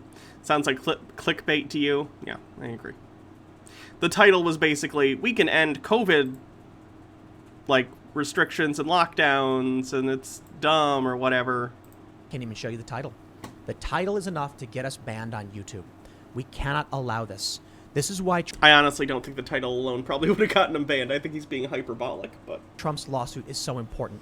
Here's the story from Politico. Oh, first, like the video, subscribe to this channel, share this video. For the time being, I will not cede ground, okay? If YouTube's banning people, we gotta fight to stay on these platforms because they control everything. They're effectively the public square. Whether they like to believe it or not, I say they are. So long as we are in the public square, I will not leave. They can try and kick people out, and I will stand my ground and say, we're going to keep standing here and yelling our ideas. That's why sharing is so important. YouTube might not ban me, but they're certainly trying to suppress me, along with all of your other favorite creators. So it's not just about me. Don't just share this. Wow, Tim, with 1.25 million subscribers, he's so suppressed. With this video getting almost 250,000 views, much suppressed. Definitely not a grift. This video. You should be sharing the videos of every single channel that you like. Help them grow and... Old enough to know better now, thanks for gifting us up. And defy YouTube's algorithms, which prop up mainstream drama podcasts and don't let people hear important conversations. Here's the story from Politico. Trump filing class action suits against Twitter, Facebook, and Google. The former president was kicked off social media in January following the Capitol riots. They say former President Trump said Wednesday that he has filed class action lawsuits against the leaders of Facebook, Twitter, and Google after he was booted off their platforms in January, including their CEOs, mind you. The American people's birthright of freedom must prevail against big tech and other forces that seek to destroy it, Trump said at his private club in Bedminster, New Jersey. Through his lawsuit, we are standing up for American democracy by standing up for free speech rights of every American. Trump said he plans to sue Jack Dorsey and Mark Zuckerberg. Yeah, he's also suing them personally, not just the businesses. Like the Facebook one. I think we looked at the Facebook lawsuit specifically when we were looking. He's suing not only Facebook, but he's suing Mark Zuckerberg as an individual, which isn't how that works. The chief executive officers of Twitter and Facebook, respectively, as well as Sundar Pichai, who leads Alphabet, the parent company of Google and YouTube. The cases were filed in federal court in the Southern District of Florida. Quote, we are demanding an end to the shadow banning, a stop to the silencing, and a stop to the blacklisting, banishing, and canceling that you know so well. Our case will prove this censorship is unlawful, it's unconstitutional, and it's completely un-American. Trump's I don't think un-American is a legal strategy. You can't just say, this is un-American. I feel like they felt like they needed to throw that in there because they know the First Amendment claims are just ridiculous on the face of it. But it's un-American. Yes, the apple pie defense. Political operation issued fundraising appeals almost immediately after the announcement, a sign that his team believe the effort will animate and excite members of his base. And that's one of the biggest problems with Trump. He had 4 years. 4 years he could have made this his lead issue. It's quite incredible. The Republicans didn't realize that should they be censored, there will never be Republican campaigns. They thought, well, you know what? Let's focus on these other issues. Immigration, for instance. You cannot win a culture war if people can't hear you speak. And thus the Republicans lose. Now, they made tremendous gains in the House, for sure. We'll see how things play out in the coming years if this censorship persists, and of course it will. Now, here's the important point that needs to be made about all of this. While I can hear these establishment lefties saying Trump's grifting, it's a violation of the First Amendment rights of these corporations, it's un-American, blah, blah, blah, insulting Trump, you go on Reddit. You go into these political debates, and what will you see? Yes, Reddit, a very serious place that you should pay attention to. I use Reddit. It's garbage. It's good for cat pictures and funny stuff. Not good if you want to have serious political conversations about anything. A British flag, an Australian flag, a New Zealand flag, Canadian flag. People who are not American weighing in on American politics. The horror. Influencing Americans on how they should vote. and American citizens with opinions these companies don't like are removed from the conversation. Oh no, an Australian has an opinion on American politics. We have to lock down the American internet so Americans can't have outside opinions heard. Oh, I don't like anyone who doesn't come from America having opinions. Someone from Australia should not have more rights to communicate in American He just jumped from A to Z in his logic here. Some hypothetical American gets banned for probably a good reason, therefore has fewer rights than someone from Australia who doesn't break TOS? Towing24 says, Tim, how are Republicans going to win when they keep dying because they won't get the vaccine? I'm wondering if that's going to genuinely impact any elections, because the areas that are still getting hit hardest by COVID are red areas because they're refusing to get vaccinated. Like, on a big enough statistical scale, like, you'd think it would maybe matter a little bit. I don't know. I'd be worried if my constituents were dying if I were a Republican politician. Political discourse than American citizens. Laura Loomer ran for political office, and she's banned on everything. And she tried suing. I believe her suit was to get herself reinstated, that she's a politician. Twitter says no. In what world does that make sense? This one, again, they're a private company. Just because the public square argument, right? Let's say, I'll even give you a really good example. So the town I grew up in was a farming community, quite small, nothing to do. So the most popular place for people to hang out was the local McDonald's, because it was like the only chain restaurant that we had. So after school, kids would hang out at the McDonald's because it was in very close walking distance to the high school. In the mornings, the farmers and older people would come and have coffee and read the newspaper and watch the news. Like, it was the public square of the town, right? In the sense that it was a meeting place for people to come and hang out and talk. But at the end of the day, it's still a McDonald's. It's owned by a private person. It was a privately owned McDonald's. It wasn't a corporate one. So if you do something that the owner or the manager of the McDonald's doesn't like, they can still kick you out, even if it's the public square de facto.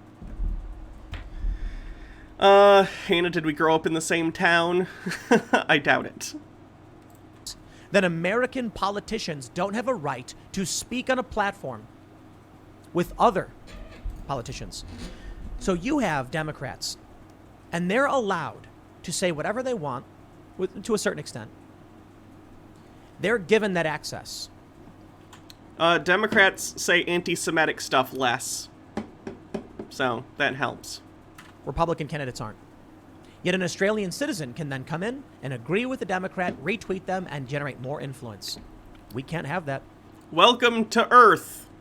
You live on it. Borders are arbitrary. If you are someone who complained 4 years about Russian influence in the United States... Clearly, state actors making a concerted effort to put out disinformation is the same thing as a rando from Australia having an opinion and expressing it online. Those are the same thing. Certainly you must be concerned about all of the foreign influence that we see. You've got Chinese ministers tweeting. You've got Iranians tweeting, threats even. And American citizens who say learn to code are banned. This is... What the fuck are you talking about? Where's someone getting banned for saying learn to code, please, for the love of God? Bad news for America. I could only say, look, I think many on the left just don't like this country, so what would they care? The rest of us, we got to pay attention. They say Trump was permanently banned from Twitter and suspended indefinitely from Facebook and Instagram in response to posts on January 6th, this we know. Quote, there is no better evidence that big tech is out of control than the fact they banned the sitting president of the United States earlier this year. I guess he shouldn't have fomented an insurrection. That's good. Maybe don't do that. Don't send people to Congress to kill congressmen and women, and you probably won't get banned. RTK says, dude, we love this country. We just recognize it has problems. Yeah? They can do it to me, they can do it to anyone, and in fact, that is exactly what they are doing. The suits allege that the former president's First Amendment rights were infringed by the company's actions, and that they have exceeded their protections granted under Section 230 of the Communications Decency Act of 1996. The lawsuit is being supported by the America First Policy Institute, a newly established nonprofit stocked with ideological allies and former Trump administration officials to advance the former president's agenda after he left office. The litigious former president has a decades-long history of both suing and threatening to sue, dating back to his career as a New York City real estate developer. Trump was accompanied by Brooke Rollins, AFPI's president and CEO, and board chair Linda McMahon. McMahon led the small business... Nick says, these morons would have said the civil rights movement hated the country, and they fucking did. The FBI investigated MLK Jr. as a communist, didn't they? Yeah. Administration under Trump, and Rollins served as a top White House domestic policy advisor during his administration. You know, I find it fascinating that there would be people to argue Trump's rights were not violated. There was a law... Yeah, Facebook technically just suspended Trump. I think he's allowed to go back on in like 2 or 3 years or something. If he's alive then. He's a kind of an old guy, so who knows, but... Lawsuit by the Knight Foundation arguing that Donald Trump's tweets were public discourse, was a public forum, and thus he wasn't allowed to block people. Trump lost the suit. This court argued it is a public forum, and then Trump had to unblock many people. Now, there were still some disputes around that. AOC did something similar, and she refused to unblock people, which was amazing. She defied the court order. But the court makes an interesting point. Now, many conservatives said that the court order ruling was bad because it infringed upon the rights of these platforms. But I think the argument has to be had. When the left says it's a waste of time and it's a grift, what they're saying is that precedent hasn't been set yet. The judges haven't even decided whether they will hear the case. Tim, it's because the claims they're making are unfounded in law in the first place. You cannot just magically claim that Facebook or Twitter or whatever are state actors, which is what they are doing. You can't do that. If you want to legitimately come up with a good lawsuit against these companies, that's fine. Do it.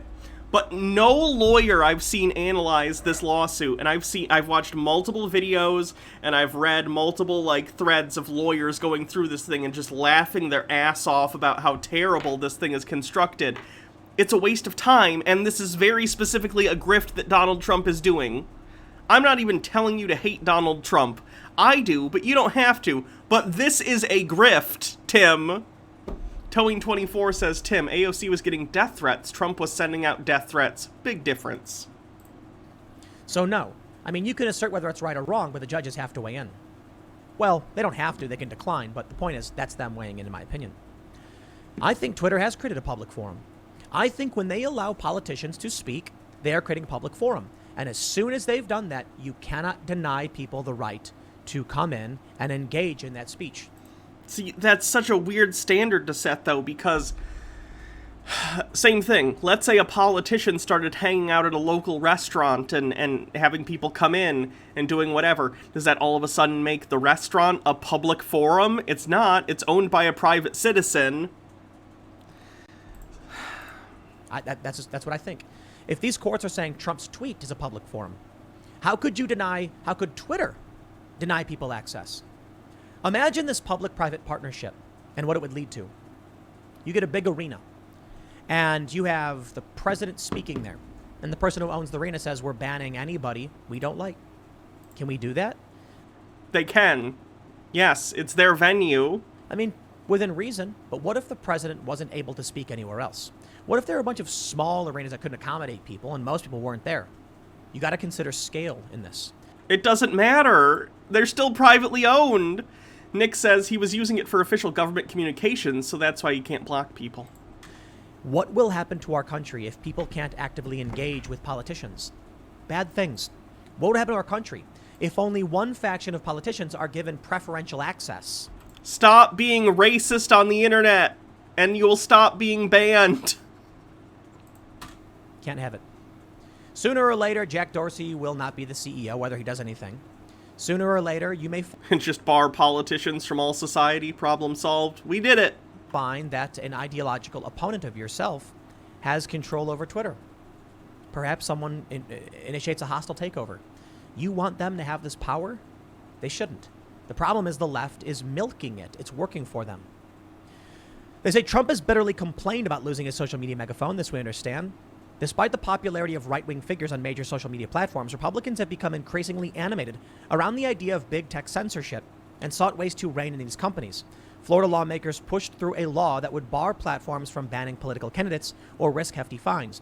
But a federal judge last week issued a preliminary injunction blocking its implementation.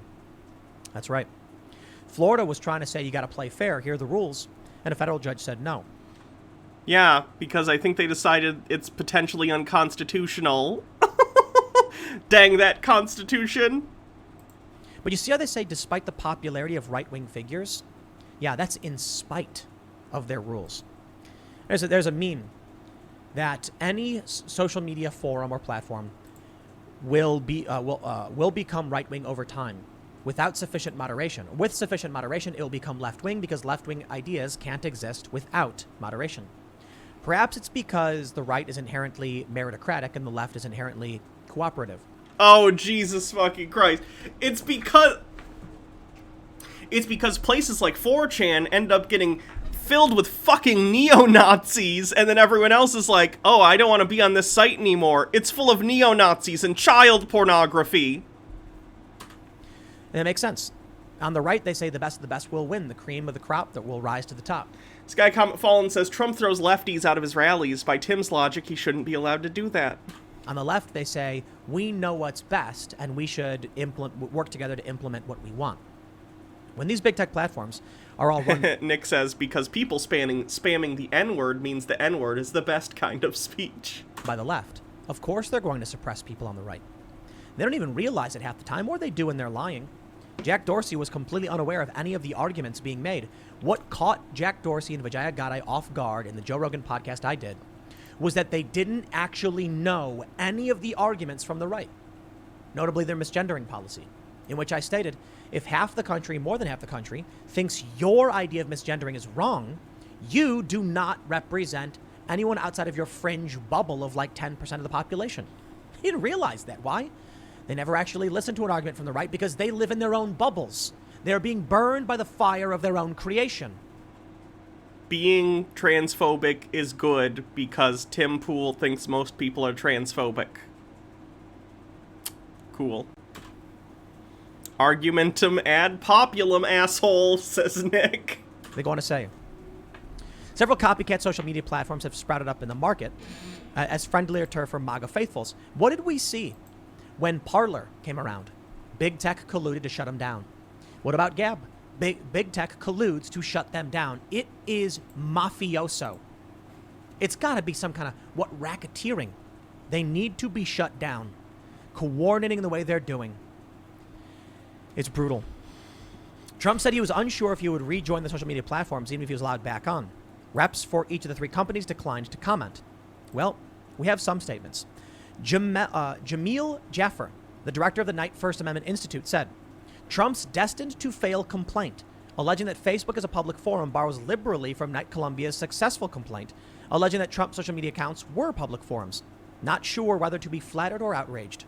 Here's what's really amazing about this. Lindsay Wagert. Pulp Free Fiction says, arguments from the right is a funny way of saying screaming slurs at people. Princess Amelia says, new right-wing social media platforms. Hey, can we have an update on how Frank's speech is doing? Not good.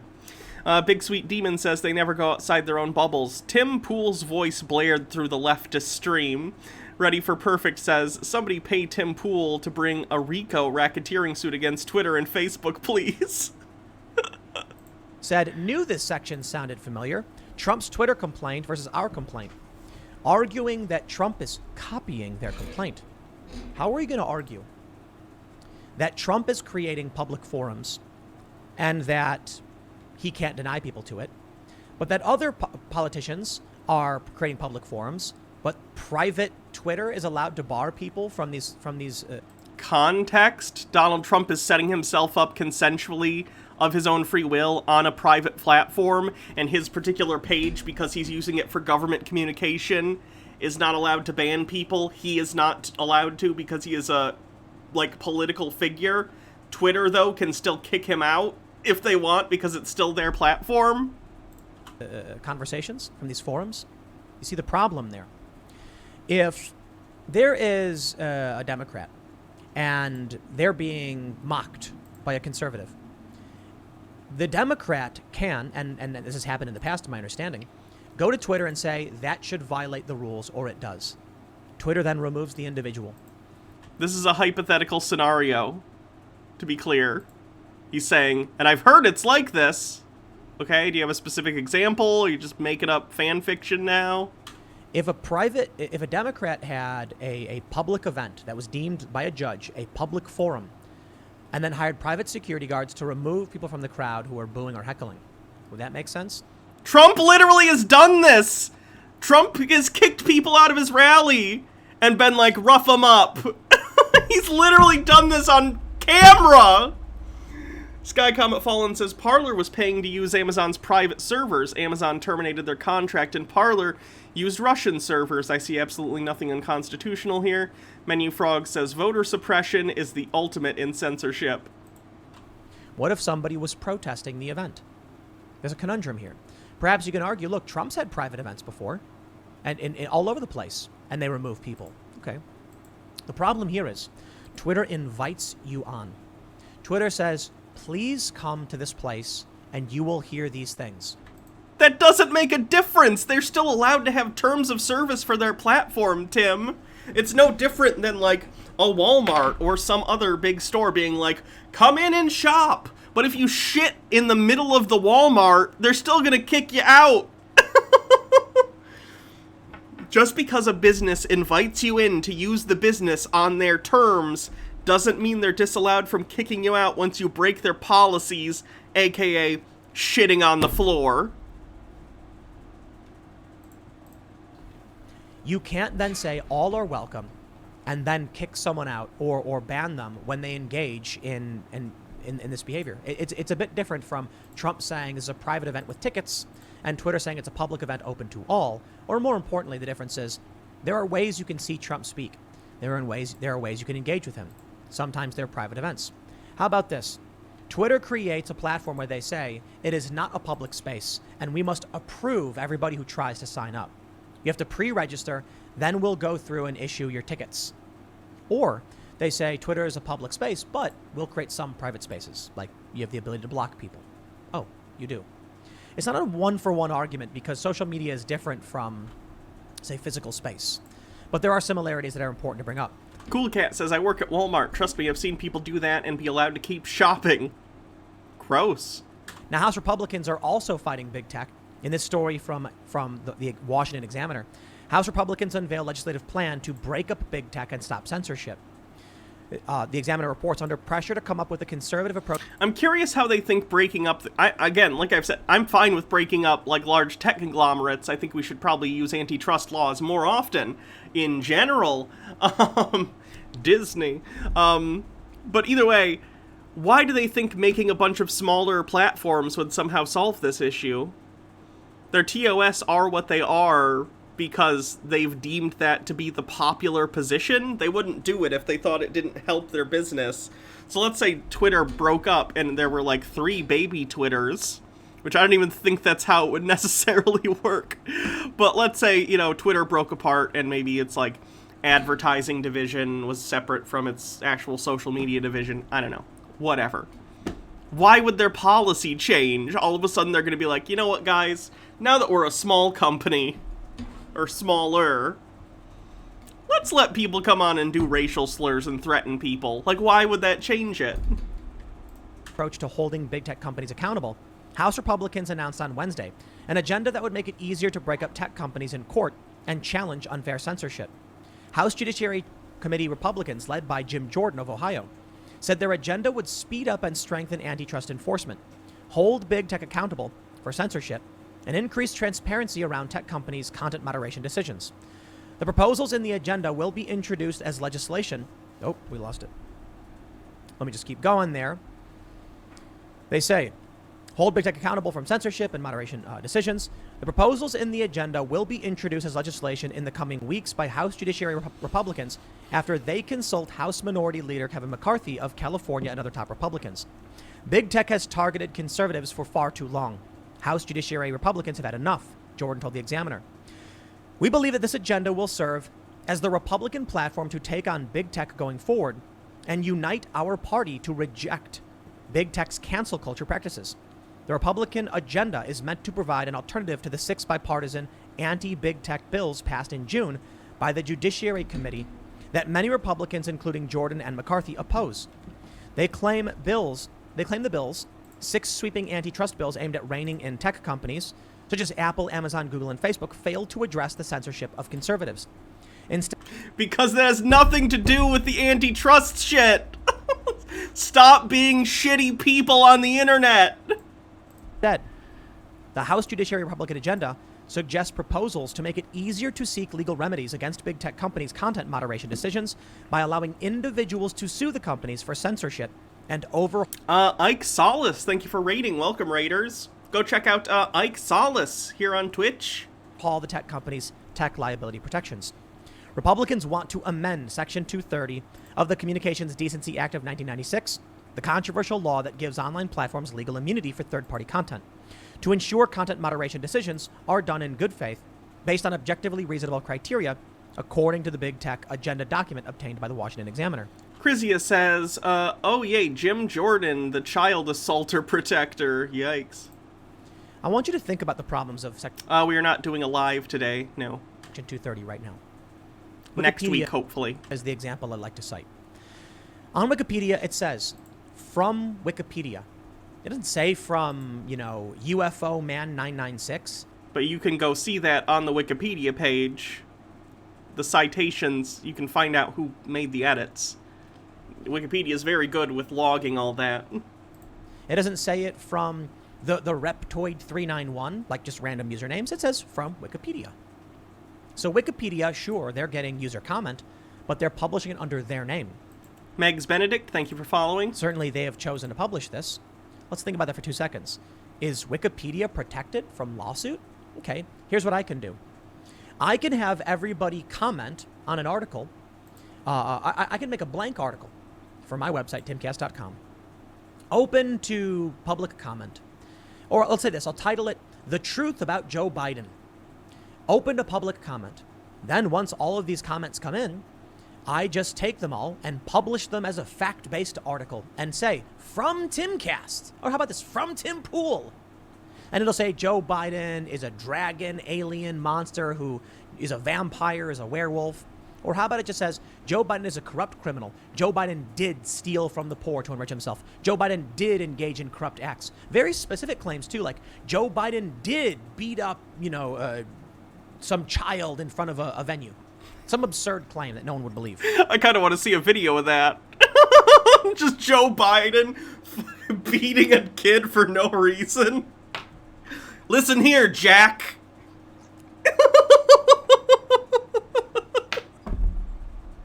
RTK says, so is he doing this on Wikipedia? It seems to be sourced and significant. Well, you can't sue me over it.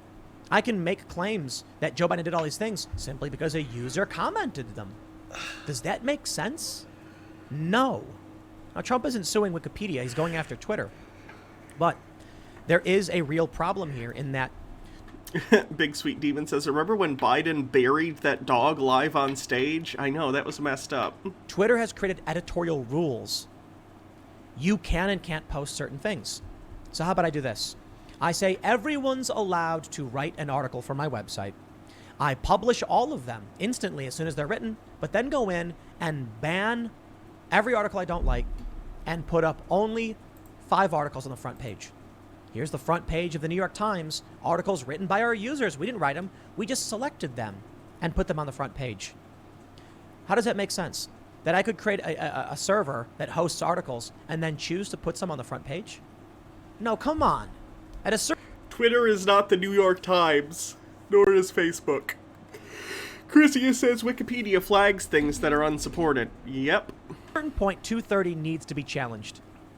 Yeah, he's describing Reddit, basically. That's a good point. He is describing Reddit, literally. Morok says, so who wants to start building a Smash clone where the cast is every U.S. president in history and also Sonic the Hedgehog for no reason whatsoever? I'll tell you what you get. You take a look at what China is doing. ABC News reports Chinese social media giant WeChat shuts LGBT accounts. They say the most popular social media service has deleted the accounts on LGBT topics run by university students and non-government groups, prompting concern. Yeah, totalitarian governments are bad, Tim. We're all on the same page there. The ruling Communist Party is tightening control over LGBT content. Well, of course they are. That's it. Why? Biden's so old, maybe Tim was the child that he slapped. Joe Biden slapped him so hard right on the top of the head that he has a bald spot in the shape of Joe Biden's handprint. And that's why he wears the beanie. Villain origin story confirmed. Why would we sit back and watch something like this and then think it's good for us? We believe in free speech. I'll tell you where we end up. The disingenuous leftists, not like the actual leftists, like the American left. Probably should just call them like establishment liberals. They're saying that banning critical race theory is actually banning free speech. That's the argument they play. They are outraged that the government would be constrained. Think about that for 2 seconds. Let me pull up some of these tweets here. Let me see if I got these. James Lindsay, responding to this Spitzer law, a Spitzer IMM law, the relevant I always trust James Lindsay for my even-handed political opinions. Debate, is it CRT versus anti-CRT? It is liberalism and free speech versus crackdowns on speech and censorship. Good for the authors for their principles. Anti-CRT crusaders don't want open debate. They're happy endorsing authoritarian suppression when it suits them. Okay. If it was actually about debate, then these leftists wouldn't have lied when asked about critical race theory in schools. They did. And now we know it is being taught there because the largest teachers union said they wanted to teach it and defend it. So, what James Lindsay responds. The state doesn't have free speech. He says he's a lawyer and doesn't know that. The state does not have free speech. And Facebook doesn't have the obligation to give you a platform. You can understand one, but not the other. Stephen J. Neptune Man says, I hate how much I laughed at the thought of Joe Biden in his sunglasses going, listen here, Jack, and smacking a child. Princess Amelia says, there should be an internet law saying if you cite James Lindsay, you are wrong. Sky Comet Fallen says, literally what will happen with the repeal of 230 is that Twitter will ban all potentially controversial speech, and the internet will just be cat pictures and Roblox videos. Yeah. The First Amendment constrains the government, not the individual. So if we want to say we must constrain government... Yeah, I wouldn't use the free speech argument with the CRT thing unless we're talking about, like, college professors or private school teachers. That's literally what the Bill of Rights does.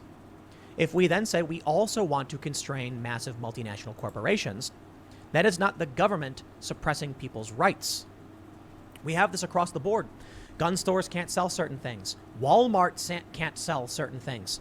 Right, but the argument people are making is that we have, for some reason in this country, determined that corporations and their money and speech are speech akin to human beings, which I think is stupid. But under that framework, Twitter does not owe you a platform. It's their private platform and they can decide who gets to be on it. Sky Comet Fallen said... Nope, read that one. Sorry. Some things are literally illegal to sell. Some things are literally illegal to say, but we still have free speech. You can't incite violence, and they're... That I find so interesting, because look, we use freedom of speech colloquially, but no one has absolutely free speech, right? There are things that are illegal to say. There are things that are illegal to, like, put out there in the public sphere. That's not free speech. We don't have free speech. We have pretty free speech, but, like, there are things you can't say and can't do. It just depends on where you put that line. Questions I have about that, for sure. This is where we're at. The establishment left says telling the government it can't indoctrinate kids is violating their... They're indoctrinating my children to know that racism is a thing. ...for free speech. No, sorry, you don't get free speech like that. The government is constrained. That's what we're trying to do. Meanwhile, they defend private corporations' right to free speech. Well, that's amazing, isn't it? This is why I say, fascism maybe isn't the right word, but they're very close to it. The left is close to fascism. That's an interesting one. They're very close to being fascists. They believe in the... Tim Pool, man who cheered on Capitol rioters on January 6th, calls the left fascist for reasonably recognizing that Twitter is a private platform. The maximum power of the state and the corporation. Don't you dare tell the government what they can't say, and don't you dare tell the multinational corporations what they can't do or say. You can't constrain the corporation, but you can constrain the little guy? Now, how crazy is that? Someone wants to say that government institutions shouldn't be allowed to run amok and say whatever they want and indoctrinate our kids. Makes sense to me. We're trying to constrain massive power and keep it relatively decentralized. These people then come out and say massive multinational corporations can say whatever they want. You can't violate their rights, but they can violate yours. It's not a violation of your rights, Tim. How hard is this for you to get through the fucking beanie? It's not that thick, is it? Is it just your skull? Jesus Christ. Who are these pro-oligarch, pro-authoritarian individuals? Insert hot dog guy meme. We're all looking for the guy who did this. Mainstream journalists, I suppose. So I bring it back to China. When we mention what China does, this should be perfect evidence for the left as to why what they're doing is dangerous. But they don't care. This is not the same thing, Tim. They would use the current power structure to their advantage, not realizing that because of the insanity they're engaging in, it's entirely possible in 2022 Republicans sweep. In 2024, a Republican wins the presidency, and now they will use all of that power against you. I hope they don't, but this is what they do. Because conservatives now are saying, hey, if that's the game they want to play, we'll play the same game. And I can't blame them. These are people who believe the ends justify the means. So they engage in insane tactics, unethical behaviors, because one day they'll find their utopia. If you engage in these... That's always the most disingenuous argument I hate from the right, is when they're like, people on the left just are searching for their utopia. Like, no, saying things could be better isn't that. Like, no, that's a bad straw man. Authoritarian behaviors. There will never be a utopia. Because you will keep using the authoritarian practices to maintain your power. Why should I believe that anyone would ever just give up their power? That's why we want it to be decentralized. That's why it's important that Trump and anybody else files lawsuits. If you feel like you have the ability to fight and you've been wronged, you should sue. Now, what do we hear from the left? Oh, it's doomed to fail. It'll never win. Correct. It's a waste of time. It is. Yeah, it's doomed to fail because people need to challenge them. I'll put it this way. Imagine there is a great fortress. It's doomed to fail because it's a terrible lawsuit. Filing frivolous, badly thought out lawsuits does not help your case. It does the opposite. With a door and it is barricaded. Is he going to make like a metaphor of like, yeah, just a little bit at a time, we'll chip away at it. This isn't making any chips, Tim. It fails on a cursory glance. It is not doing anything to help your cause here. And there are thousands of people across the bridge saying, we'll never get in. If you ran into that door and slammed your shoulder into it, you would never break the barricade, the barricade. You'll never break the support arm keeping the door stuck shut. But what if every single person started running full speed and slamming into that door? Better yet, what if they had a tool, like a gigantic log for ramming that door, and they heave-ho, all their power combined, one at a time, chipping away and breaking down that barricade? That's not how failed lawsuits work, Tim. Failed lawsuits don't make chips in the door. They just waste everyone's time. That's how it works. So of course, just Donald Trump may not be enough, but maybe Trump is the battering ram. Maybe it's now incumbent upon the individual to start filing challenges as well. We saw something interesting in California with Patreon, over Patreon's obligation to bring claims to arbitration, which is very expensive. There are ways to win these battles, and it requires people standing up and saying no. If everybody tried smashing through those fortress doors, Eventually, the doors would come in. They would cave in. Eventually, a judge will say, I agree. You can't do this. Eventually, it'll make its way to the higher courts. Eventually, laws will get passed, but the fight has to happen. So stand up for yourself. Stand up for what you believe in. Otherwise, they're going to keep indoctrinating your kids. They're going to shut down the water cooler, the churches, the bars. And the only way to get news will be through big tech and social media, which will be filtering information, lying to you, and I feel like he's censoring about to things they try don't and sell us some Alex Jones brain force. like. The world is crumbling around us. They're indoctrinating your children with fluoride. Get caveman bone broth. We can't have that. We got to push back. So good for Trump. I'll leave it there. Next segment's coming up tonight at 8 p.m. over at youtube.com/TimCastIRL. Thanks for hanging out, and I will see you all then. God. I hate Tim Pool so much. So, that's what Tim's up to. Completely misunderstanding the lawsuit, so that's fun.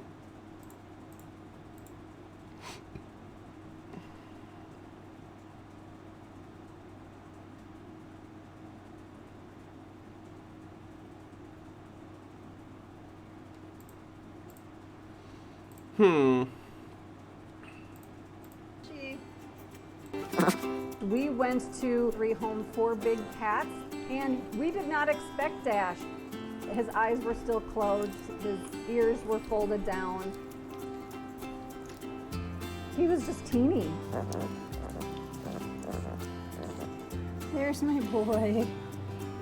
He couldn't weigh more than about 3.5 pounds. Dash was very vocal. He did have tantrum noises. You're so mad. It sounded like a pterodactyl screaming. His life would have been confined to a cage in a roadside zoo or a cub petting operation. So we're thrilled here at the sanctuary that Dash gets to make his own choices. Dash's eyes are just starting to open. Pretty soon we're gonna see those baby blues. Week 2, he was a really happy tiger cub. Well, you're 4 pounds 2 ounces. He was starting to roll over. What are you doing? Avenger 1340 says, David Pakman once talked about knowing people who took payment for being right-wing grifters because he turned down a similar offer. Do you believe Dim Tool could be one of those people? It wouldn't surprise me. I would imagine him, if I had to guess, him, Dave Rubin, I don't even know who else, but yeah, I'm not surprised. I would not be surprised if that were true. Are you trying to roll over? I see you. By week 3, Dash went from crawling to walking. Look it! You're walking! He had almost doubled in size. Over here, Dash. As he grew and the weeks went on, that little apex predator in training surfaced.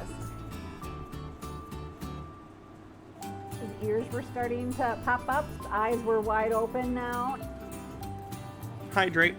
Dash had a tiger toy stuffed animal that he was smaller than and cuddled him, and now he towers over this little stuffed toy. When he was hitting the 7-week mark, everything was about playing. Dash would start finding paper towel rolls. He would also tip over his water bowl or just step in it. That's when Dash. Ruben's always been a hack. Everyone at the Young Turks had issues with him from the start. We had to really. He could also be getting paid. I don't think they're mutually exclusive. Nick says, honestly though, grifting doesn't matter that much to me because they're still spreading bullshit information and reaching people who actually believe that shit. Also missed bits. Did I miss bits? God damn it. I'm sorry. Oh, the cleanse. I pulled that up. Mike Mack says Carol Baskin is a bitch. I don't think Carol Baskin is guilty. That's my hot take. I think the documentary was very misleading, and I think it tried to make her out to be a bad person when she really isn't. She's kind of weird, but I don't have a problem with Carol Baskin.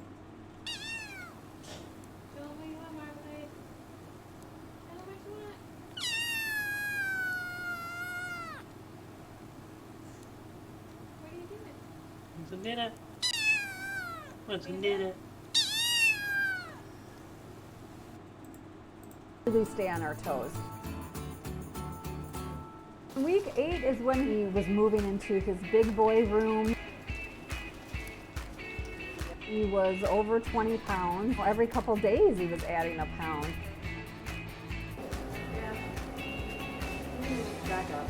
The polka dot pig he stole from my dog. See, this would be hard for me because this thing is adorable and it's a sanctuary, so they're not keeping it as a pet or anything, so that's good.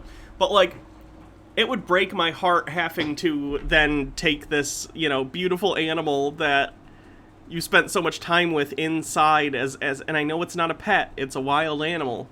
But, like, I would get a connection to it, and then when you have to let it out into the sanctuary, where I assume it can interact with the other cats and stuff, it would just break my heart not being around, I don't remember, it's he, it would just break my heart not being around them anymore in the house, even though, of course, that's dangerous and you can't do that. Daddy Sume says she did not kill her husband. Her husband had a habit of flying without a license, had dementia, and was bipolar. He wasn't particularly a good pilot either. Yeah, I think he just died. I don't think she did it. He started seeing everything as prey. Everything is prey. You know what annoyed me about that too? Carol Baskin. In the documentary, multiple times where they were trying to give, like, the vibe that, oh, she's a weirdo. She's such a crazy person. They showed that picture. I'm trying to see if I can find it. Of her with her husband, and they're wearing, like, costumes. Like, I think she has him on a leash or something. Let me see. Can I not find it? They used it in the documentary all the time.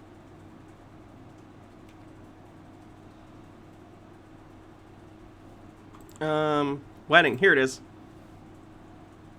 Like, they kept showing this picture from the wedding, and I feel like you're supposed to think, like, oh, how weird. They're so weird. She must have killed her husband, and it's just like, they're just posing for, like, a silly wedding photo. And if they're into some sort of, like, dynamic like this, that's not really my business. That's fine. I don't care. But the documentary would show it like we're supposed to be like, oh my god, what a crazy person, when clearly they're kind of a couple that just, like, does weird stuff like this. You know what I mean? Like, it's fine. Daddy Sume said, read that one. Menu Frog says, fun fact, all the big cats have been rescued from Tiger Park. That's good. I'm glad. Prey practice. And how do I tear it apart? Where do I drag it? How do I destroy it? The rest is stalk, stealthy tiger, and play mode. Dash was going to get to explore the outside for the first time ever. He came through the chute. He didn't miss a beat. He climbed his perches, he scratched his logs right away. Today, outdoors is his favorite. He loves the snow. Dash doesn't even look like the same cat. He still has so many things to experience at the sanctuary. He's very proud of all he accomplishes. Oh, that's a big climb, Mr. Dash. He finds joy in everything. And he's a happy, independent tiger. Cute.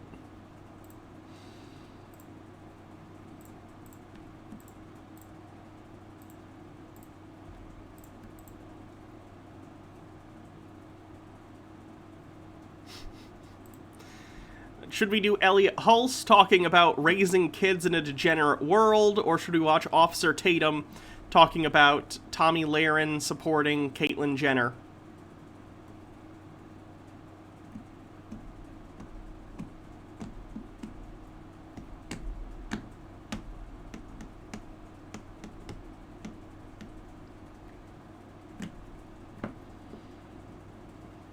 Okay, I'll do a poll real quick. We'll do a poll.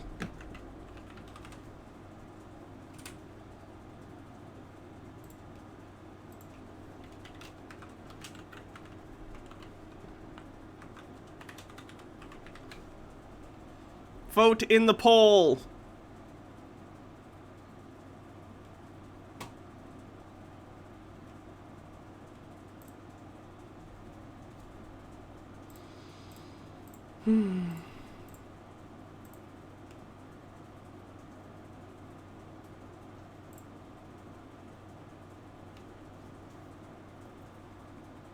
Daddy Sume says, "Well, what happened to Jenner is wrong. I feel no guilt or pity or sympathy for her. She hitched her wagon to this sociopathy." Oh, I hate Caitlyn Jenner.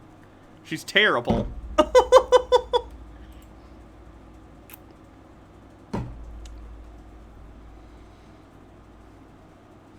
Let me put it this way. I don't think anyone should be subjected to, like, transphobia.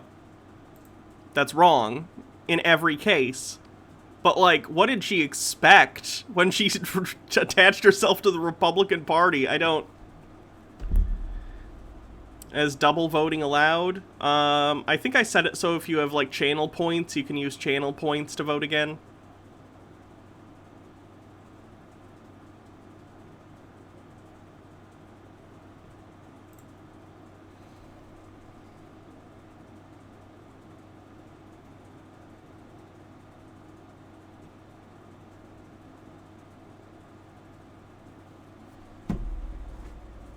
Elliot's winning. We're about halfway done with the poll.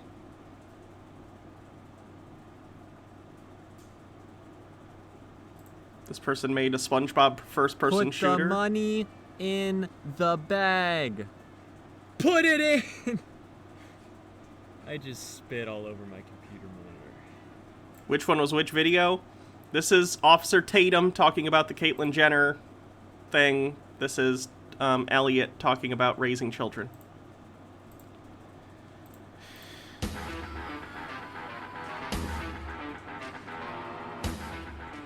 Ooh, 50-50. It's very close. Get your last minute votes in.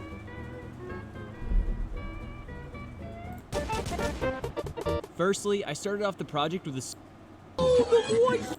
dull blue map, so I went to I grab don't care some how he models did and it. I stitched just want to together see the him world. shoot. What a champ.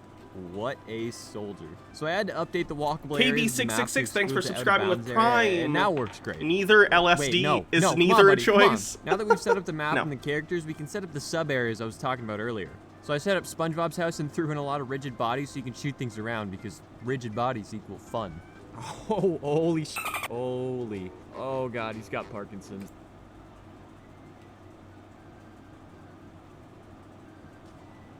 Yeah, that's right, Larry. I don't got anchor arms. I got something better. Never leave me alone with post-processing. Officer Tatum wins! Just barely, with 51% of the vote. Boys like this went to my school. Wow, he shot Mermaid Man. And that's how I turned SpongeBob into a first-person shooter. Alright, let's see what Officer Tatum's up to, talking about Caitlyn Jenner. So, this is probably going to be transphobic. Let's check it out. I don't understand. This video is brought to you by the Officer Tatum Store. The Officer Tatum Store. Get the merch link in the description section. Come on, let's get into this. I ain't got time to do all that talking. Y'all know what y'all like me or not. You already subscribe. If you like real talk, then subscribe. Now, I don't understand. And let me. I'm gonna talk about CPAC, and then I'm gonna talk about bruised gender. I'm gonna talk about both of these different things. First, yikes. About again. I don't like Caitlyn Jenner as a person. I think she's shit. But no one deserves to be misgendered. No one deserves to be mocked for being trans. It is so fucking ridiculous. I am so tired of it. H. Baird says, sadly, I know older trans people sort of like Jenner. They probably got into conservatism as a coping mechanism and have a hard time pulling away from it since it's such a part of their personality. Also, Caitlyn's rich. I don't think that helps. CPAC. I probably will never go to CPAC ever again. I would. CPAC is such a whack event to me. That's a money grab. Now, I like some people that went to CPAC, but as a whole, CPAC is a mess. I didn't even know CPAC was going on. I saw a flyer and I was like, oh, dang, CPAC is this week? I missed the whole thing. Why? Because it's irrelevant, it's dumb, it's stupid. There's people there who are not even conservative that talk at CPAC, that speak at CPAC. Such as? It's supposed to be for conservatives. Who do you think is there that isn't a conservative? Are you going to say Caitlyn Jenner just because she's trans? And you got... Because she's definitely a conservative. people that is not even conservative. They're speaking at CPAC on the main stage. It's bizarre to me. And then the last time I went, which was several years ago, and I spoke there. I actually spoke right before Trump, and I spoke at a panel. So I'm not a person out here just hating. I just think it's irrelevant. Like, I went there and everybody... I think he's a little mad he didn't get invited this year. Everybody trying to who's who. Everybody's trying to be celebrities and kiss people butt and let me get pictures with it. And then, meanwhile, we getting steamrolled. Now let's talk about bruised gender. Jesus Christ, really? Caitlyn Jenner. Let's talk about this guy. For the life of me. Here's this video if you want it for some reason, I guess. I don't even know what YouTube's TOS is on that kind of thing. Don't understand how conservatives support this person. Now, everybody's entitled to their own opinion. Tommy Lahren, there's other people that have come out and support bruised gender. I don't know why. I like Tommy. I disagree with her, especially on being pro-choice, because I think that's the dumbest thing on planet Earth. And I don't think anybody that say that they're a Christian or that they're conservative can be pro-choice. I mean, unless you're pro-choice, meaning that you had a choice in the bedroom or the den or whatever y'all was doing it at, the choice ain't at the hospital now or at the Planned Parenthood. But I don't understand it. I like her. She's a cool person. But these... That was an interesting slip there. He said the hospital at first because hospitals absolutely do terminations of pregnancies. But when he says hospital, implicitly it shows that, like, abortions are healthcare. So he has to move it from saying hospitals and be like, no, I mean Planned Parenthood. You know, the boogeyman that is Planned Parenthood that we've decided is an evil organization for some reason. Issues, to me, I disagree with her on. And especially Caitlyn Jenner. I disagree. I see her in pictures with her, and I'm not trying to single her out because it's a whole bunch of other people. So is the whole disagreement just you don't like someone associating with a trans person? This fool was at CPAC. Is he an actual cop? I think he was. I don't think he is anymore. Let me tell you why I disagree with this, both personally and professionally. Let me start with personally. I don't support a person who decides after 60 years. Here we go. Yep. It's literally just going to be, I don't like trans people and I don't want them in the Republican Party. Of being a man, a weak man at that. What the fuck? Caitlyn Jenner won like gold medals at the Olympics and you're calling her weak? What the shit? Lily Love Stuff says, so CPAC is held at a resort town area that has a ton of conventions. According to the waitstaff, CPAC is the convention with the worst tippers, and the best tippers are the anime fans. I'm not surprised. At that. To then turn to gender, don't work on the voice. You ain't doing nothing to try to really be a woman. Again, I hate Caitlyn Jenner. I hate her. I think she's an awful person. But, like, no, she looks like a woman. She's a woman. Seriously? She has access to so many options that other trans women don't. And she's used those resources. Nick says, give it a few years and CPAC will cater to the likes of fascists like him. He's already spoken at it, so. And then you... Also, didn't Caitlyn already have bottom surgery? I think she did, but I don't know. I don't know for sure. It's none of my business, and I don't think it matters, but... Colston says, Tatum gives off, I married a white woman and now I'm conservative energy. Black fans know what I mean. I don't know what you mean. I'm very white. You a woman, but then you date women. Okay, that's called being a lesbian. That's called being a lesbian. Or bi, or pan. Personally, I don't respect people like that. And I think this person has a mental problem. Yeah, so you're just transphobic, okay. This is not just a person who's just have a difference of opinion. This is a mental illness. No, it's not. Nick says, and I don't respect you, Officer Tatum. I listened to this dude talk, and he sounds like he's half of a brain. And then he's hypocritical on 50 different points.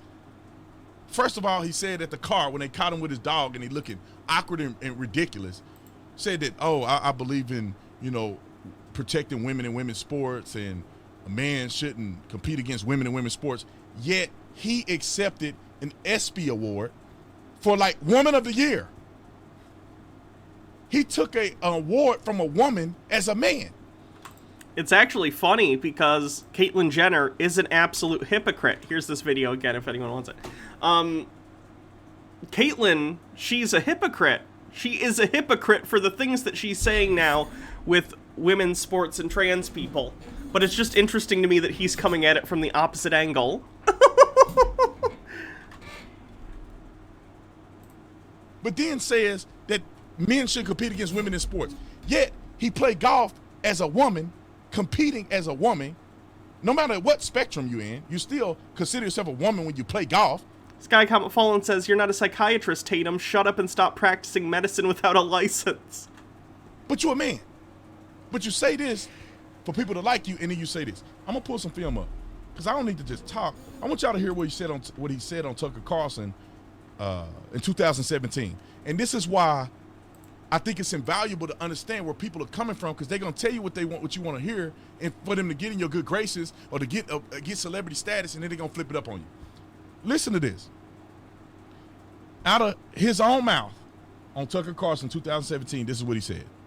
Because my loyalties do not lie with Donald Trump. My loyalties do not lie with the Republican Party. Right. My loyalties and what I'm fighting for is my community, the LGBT community, and particularly the... Why would you be... Caitlyn, running as a Republican is not the way to do that then, you dumb asshole. Trans issues that are out there. That's my priority is LGBTQ trans community, my community. It's such a weird... I don't even understand why she's doing this. Because, like, right-wingers aren't going to vote for her because transphobia, and they don't generally like the LGBT community. And people on the left aren't going to vote for her because fuck her, because she's a conservative. So it's such a lose-lose. I don't understand why she's doing this. Not the Republican Party, not Donald Trump, which is fine.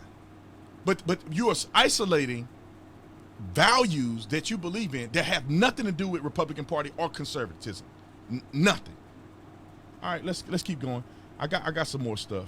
Let's talk about marriage, because we all know as conservatives, if you don't have the ability to stand up for marriage, I don't know what the heck you're doing. Let me pull this one up. This is on Ellen DeGenerate show. I forget how long ago this was, but obviously this was in the last several years of him trying to be a woman. Wrote a film. I get it. But as time has gone on, I think like a lot of people on this issue have really changed your thinking here. I don't ever want to stand in front of anybody's happiness. You know? That's not my job. Mm-hmm. Okay? If that word marriage is really, really that important to you, I can go with it. Okay, that's fine. I don't have a problem with that. That's your opinion. In America, you have your opinions. Stop acting like this person is a conservative. That's not a conservative opinion. At this point, it is. Gay marriage has been legal for years now. So, conserve gays' right to marry. Marriage is between a man and a woman. That's it. No, it's not. Legally, it is not. You're wrong. That's just factually incorrect. You can believe what you want to believe. But as a conservative, as a Christian, a God-fearing person, a person that respects reproductive relationship with marriage, because the government really should have never been involved in marriage. Okay, well, they are. They are. Marriage is a legal thing. If your particular church doesn't recognize gay marriage, I guess that's their business. That's your business. But we're talking about the federal concept of marriage, or the state concept of marriage as a legal contract. It does exist, and that right is something that is available to people who have same-sex partners or opposite-sex partners. And that's good. I'm glad that's a thing. The only reason the government has got involved in marriage is because they want to encourage people to reproduce. That's the reason why they got into marriage, to incentivize people to get together and get married and to have children and to be able to raise those children in a functional household. It's almost like the purpose of things can change over time. And to be honest, marriage is a Christian phenomenon.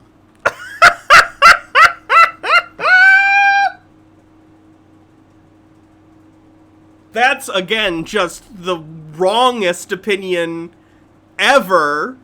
Marriage predates Christianity by a lot. Basically, every culture on the planet, whether it predates Christianity or if it was parallel with Christianity, have marriage. Marriage is not a uniquely Christian concept in any way, shape, or form. What are you talking about?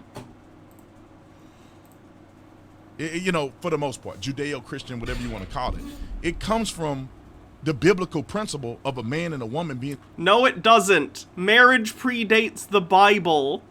Morok says, what about us who are sterile, Tate? What about us? Tatum, not Tate. I couldn't have kids long before I started hormones. Does that mean I can't get married because I can't have kids? Stephen J. Neptune Man says, Mary and Joseph were married and they were Jewish. The heck is he talking about? Chrysia says, so much bad history. The Catholic Church expanded into peasant marriages to fleece the flock. Together in marriage. It's been around since the Bible. Since it predates the Bible. It predates Judaism. Marriages are a very, very, very old concept. This is Jesus. This is not a... Since Jesus? You think marriage is only 2,000 years old, you stupid asshole? A atheist thing. Marriage and vows and all these things are Christian. No, they're literally not. Nick says, I see why he was a police officer. He was too dumb to do anything else. So for you to try to adopt the Christian philosophy and make it your own and call it, then Christians are going to have a problem with that. Come up with your own. Hey, fun fact, not only does marriage predate the Bible in Christianity, so do gay people! How's that feel? Mike Mack says, pretty sure many marriages were not solely Christian. Oh no, wait, sorry. Promising something to someone else is not solely Christian, and then Mike Mack says, pretty sure many marriages were forced and many were underage girls. Yep, history's disgusting. Own stuff. Don't call it marriage, because that's not marriage. Marriage is between a man and a woman. So this... In your religion, I suppose, in your specific sect of your religion, and that's fine, I don't really care, but legally, no, that's not the case. Big Sweet Demon says, this is like when I watched Shrek 2 and thought Holding Out for a Hero was an original song. Sky Comet Fallen says, oh god, don't tell him he's a young earth creationist and thinks the Bible goes back to the beginning of time. He probably does. This is a few examples of why I think it's hypocritical to support somebody like this. And I'm going to just play this little clip from Joe Rogan because I thought it was funny on Joe Rogan's show. And I think many rational men probably think the same thing when it comes to bruised gender and the conundrum of being trans and dating women. And all right, go for it. Yes, I'm exhausted. What is happening? Imagine if you were a man, okay, and then you became a woman and you dated a woman who became a man. What in the fuck? Oh, look, Joe Rogan being an asshole again.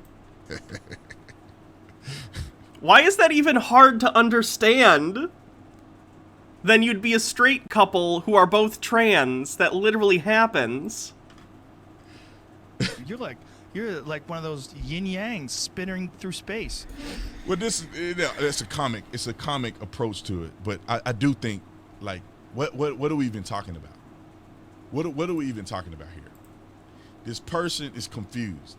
This person needs to focus. You are confused about that person. Just because you don't understand something doesn't mean they're confused. It means you're confused. Morok says, as a former law enforcement officer, I'm pretty dumb too. It took me 2 years to realize how broken the system was, and I was on the inside. Focus on themselves. As a confused person, how are you going to run a state like this? How are you going to run a state like California and you're confused? You don't even change your voice. You still sound like a dude. You're not a conservative. And these people, this is the thing. I don't know if Tommy Lauren is a Christian. I don't know if she's a Christian now. If she's not, then who cares? If she is, y'all need to stop being sometimey. You need to stop being sometimey. What we have failed as Republicans or conservatives, and I don't even like to call myself Republicans. I think they're completely stupid. We had the House, the Senate, and the wearing a Trump 2020 hat. Presidency. We had the House, the Senate, and the presidency, and we did nothing. And we still doing nothing. Yeah, it's almost like they don't give a shit about you. Crazy. People are endorsing a transgender dude. Transgender woman. Now let me say this. We need to stop being lukewarm all the time. This is how we lose. The other side take no prisoners. We give and give and give and give and give and give until we become liberal. He's being very giving today. Mike Mack says, do people who say police lives matter know about the blue wall of silence? Because it seems police don't care about other police at times. Until we become leftists. And then there's nowhere to go from there. Because we already done gay. Globo homo agenda, anyone? You know, you think Bruce Jenner is going to stand up for the Second Amendment? You think Bruce... Probably. She's running as a Republican. Jenner is going to stand up for marriage, Christianity. No, he's... Marriage Christianity, a.k.a. undoing a Supreme Court decision? No? It's not. I don't understand this. This is what I don't understand. You got a person like Bruce Jenner. Then you got a person like Anthony Chimino. And I'm just going to put it because I endorsed Anthony Chimino. Now, you have a man who's a Christian man who came from nothing to being a multimillionaire with a great 7-figure company right in California. Could have left California and made it great, but didn't leave California. A stand-up type man that have raised a tremendous group of kids. I think he got like 4 kids. I met them all. They're all incredible children. Smart, articulate, confident, bold, courageous. I mean, all of these things. A man with a wife, a Christian man with great children, built the American dream. Father was an immigrant from Cuba, I believe Cuba. All of these things you have in a candidate that can be conservative. Somebody that stands up for the Second Amendment, somebody that's going to stand up against critical race theory, somebody that's not going to let them push the LGBTQ agenda to our kids. Again, acknowledging LGBT people exist is pushing it on children, according to these people.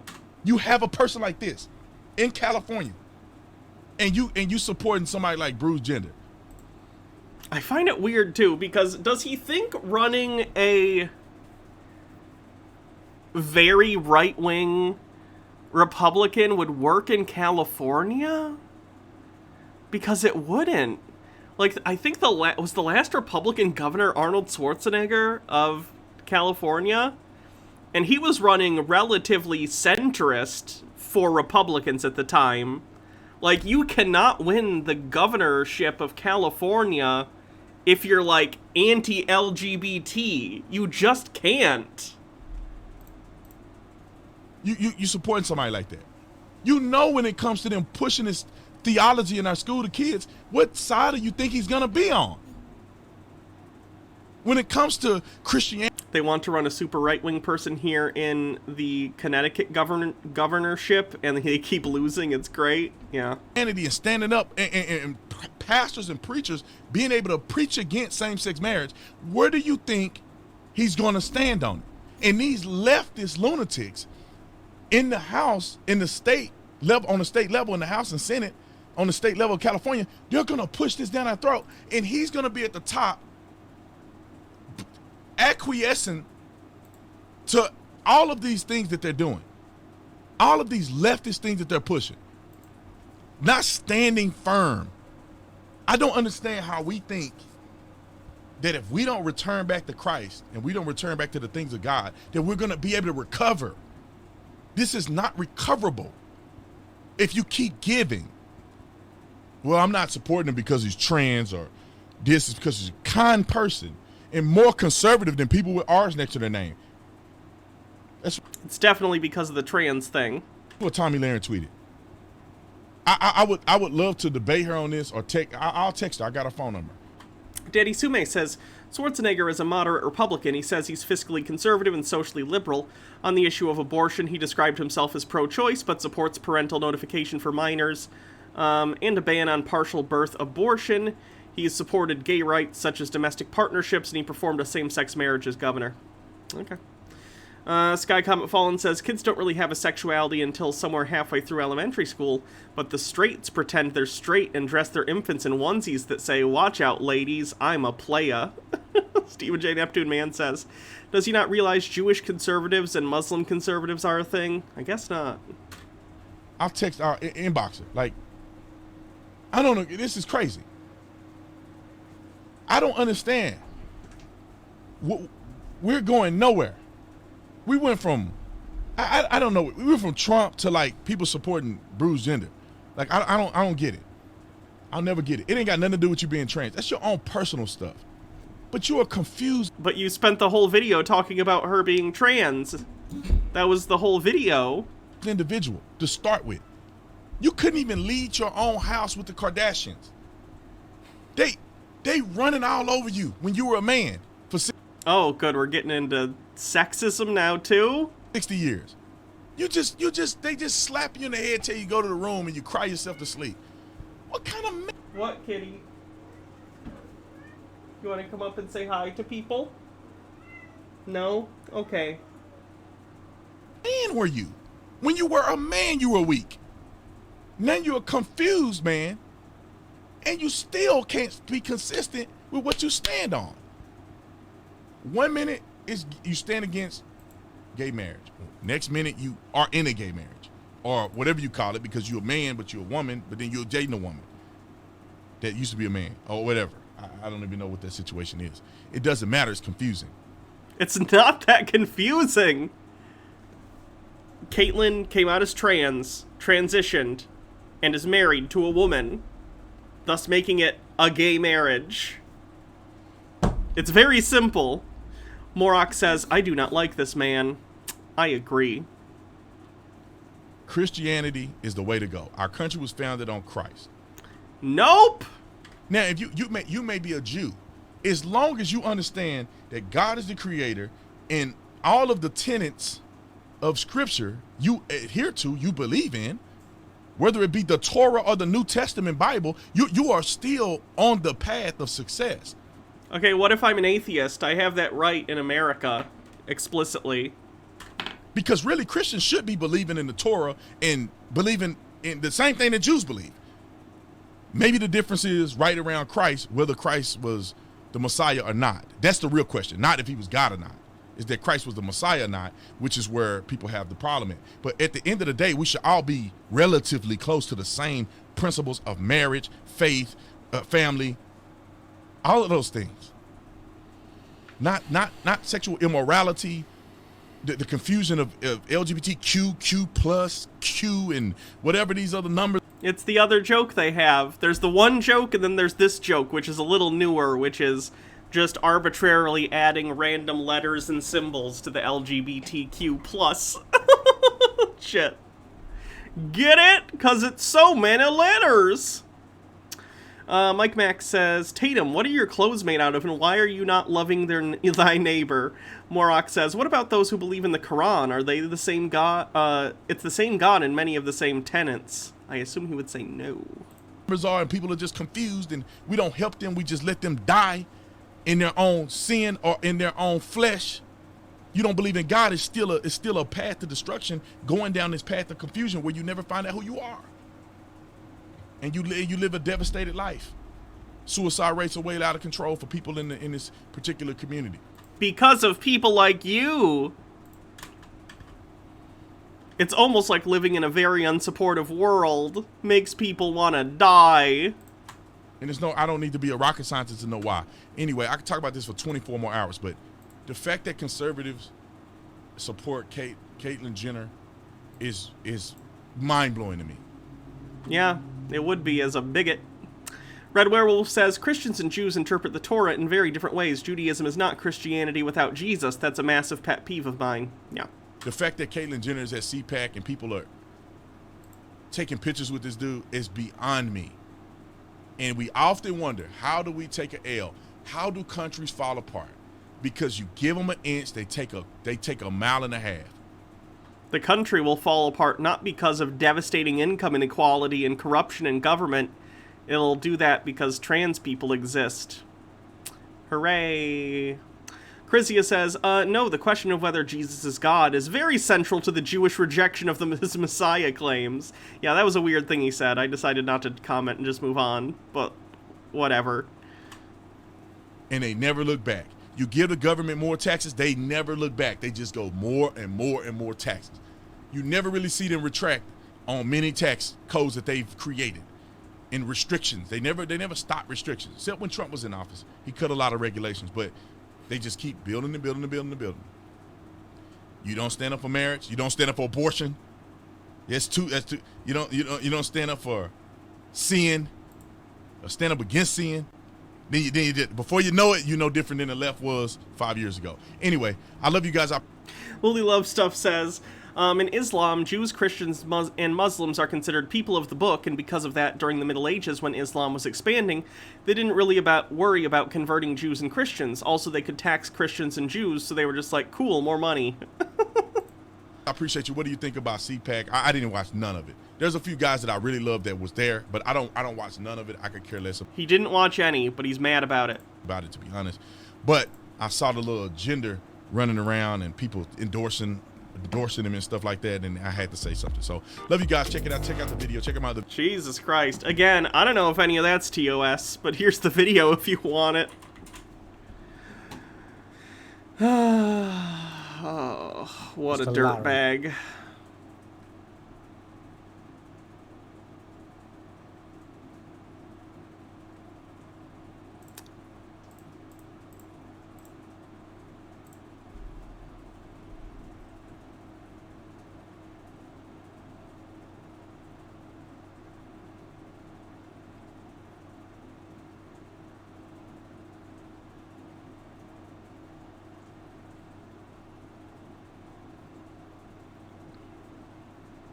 Hollywood values? That might be funny.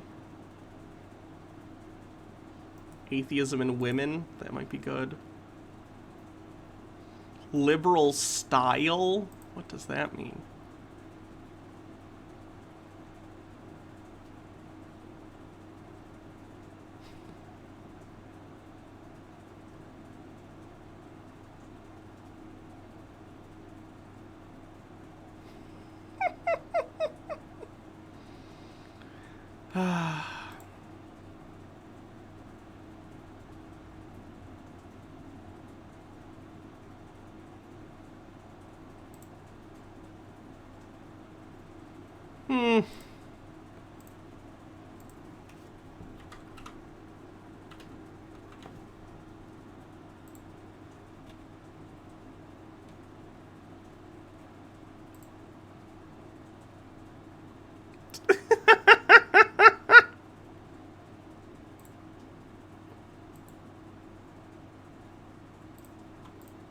This is the vegan teacher reading comments. Welcome to class, everybody. We are reviewing your comments here, trying to learn a little bit, trying to teach a little bit, trying to be here for the animals. We are looking for comments that are helpful, and I'm going to try to teach you the comments that are not helpful. What's vegan phobic? We have the countdown going on here for the video going up, and we have a live chat here. So let's have a look. We need more vegans. That's an excellent comment, Scott. Absolutely. Baby cow. Oh, this is going very fast. Let's see what we have. Korea ate dog. Am I going to be on this? I doubt it. I did go for one of her live, premieres once, and I did comment a little bit, but... It's because Japan took their food away. Now they do it in honor of the ones who died. That makes absolutely no sense. We don't eat animals in honor of anybody who... Sky Comet Fallen says, unfortunately, I've read that horrible book. Badly written, repetitive, horrific when it's not boring, rage-inducing, and disgusting. I give the Bible 0 out of 5. Died. It's just silly. All right, I'm going to turn this volume down. Go vegan. Great. Thank you for saying that. Well, the truth is, I'd never liked vegetables before. Boring. Oh no, this one's messed up. I watched this one the other day without you guys. Hello, students. Welcome to class. Today I'm going to tell you a little story, and I want your opinion. You let me know in the comments what you think. But first, if you haven't yet subscribed to this channel, go ahead and subscribe and tap the notification bell. And if you haven't watched this documentary yet, it's only 6 minutes long. Watch that. It's called don'twatch.org. Go there, well, right after this video, you can go there. All right? Now, let's look at the scene. First of all, here's a question for you. If you pay the murderer to commit the crime, you are just as responsible as the person who took that life. True or false? Let's look at the scene here. Once upon a time, Orange Guy wanted to eat something different. He has a name! He was tired of eating just veggies, fruits, nuts, and seeds. Today, he wanted to eat some flesh. He wanted some meat on a plate with some blood. He wanted to nibble on some bones. So he thought to himself, you know what I want to eat today? I want to eat her.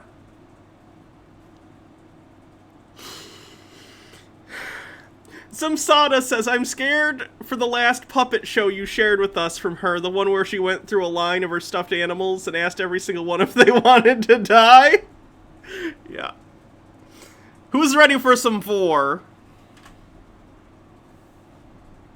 So he thought to himself, in order to be able to eat her, I'm going to have to murder her, and I don't really want to do that myself. I mean, there's going to be a lot of screaming. She's going to beg for her life. She's going to be crying, and she's going to be saying, why can't you just be vegan and eat other things, and blah, blah, blah, blah, blah. So I don't want to hear all that. I don't know if that's the first thought I would have if someone was killing me to eat me. I don't think my first thought would be, why aren't you vegan? I think it would be, why are you stabbing me? You know what I'll do? I'll ask this guy to do it for me. So he did. He said, yo. Bert. His name is Bert. This is so amazingly insane. Delicious Ernie meat. Yellow guy, could you please kill her for me? And the yellow guy's like, well, I don't really want to. And he said to him, but I'll pay you. I'll pay you to do it. Then will you do it? And he said, well, I really do need some money, so... Sky Comet Fallen says, yay, cannibalism, eat his liver with fava beans, Ernie. And Daddy Sume says, Bert is always tasting Ernie's meat. Oh, okay. So the orange guy said, great, here's the knife. You go ahead and do it. And so, yellow guy went over there and took her and pinned her down while she screamed and said, no! This is not good. This is not good. This is not good. Don't hurt me! Don't hurt me! I don't want to die! Please don't hurt me! I don't want to die! And he said, sorry, I'm going to do it anyway. And he slit her neck.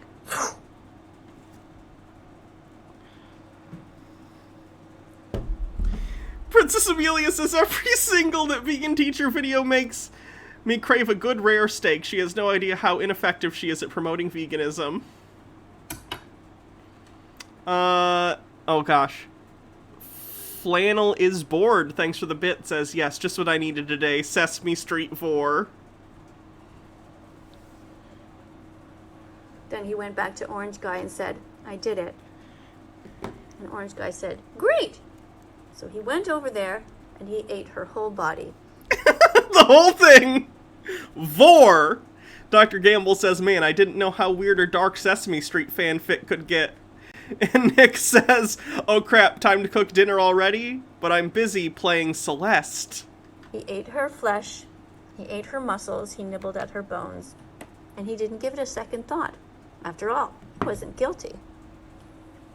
All he did was eat the dead body.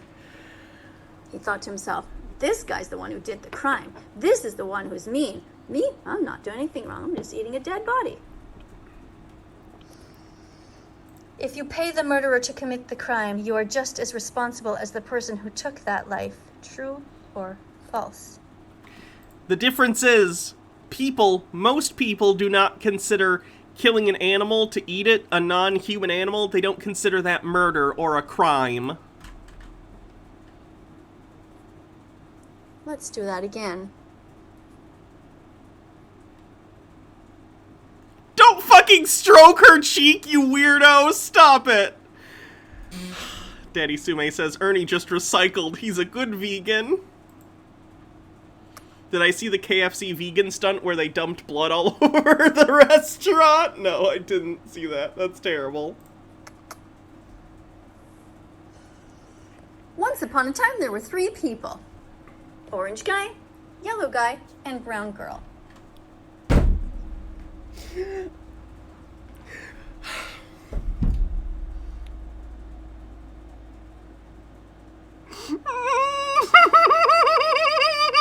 Pickled Alien says, I haven't eaten meat in 14 years, and to be honest, I've done some cringe things in my baby vegan days, but this woman is in her 50s, isn't she?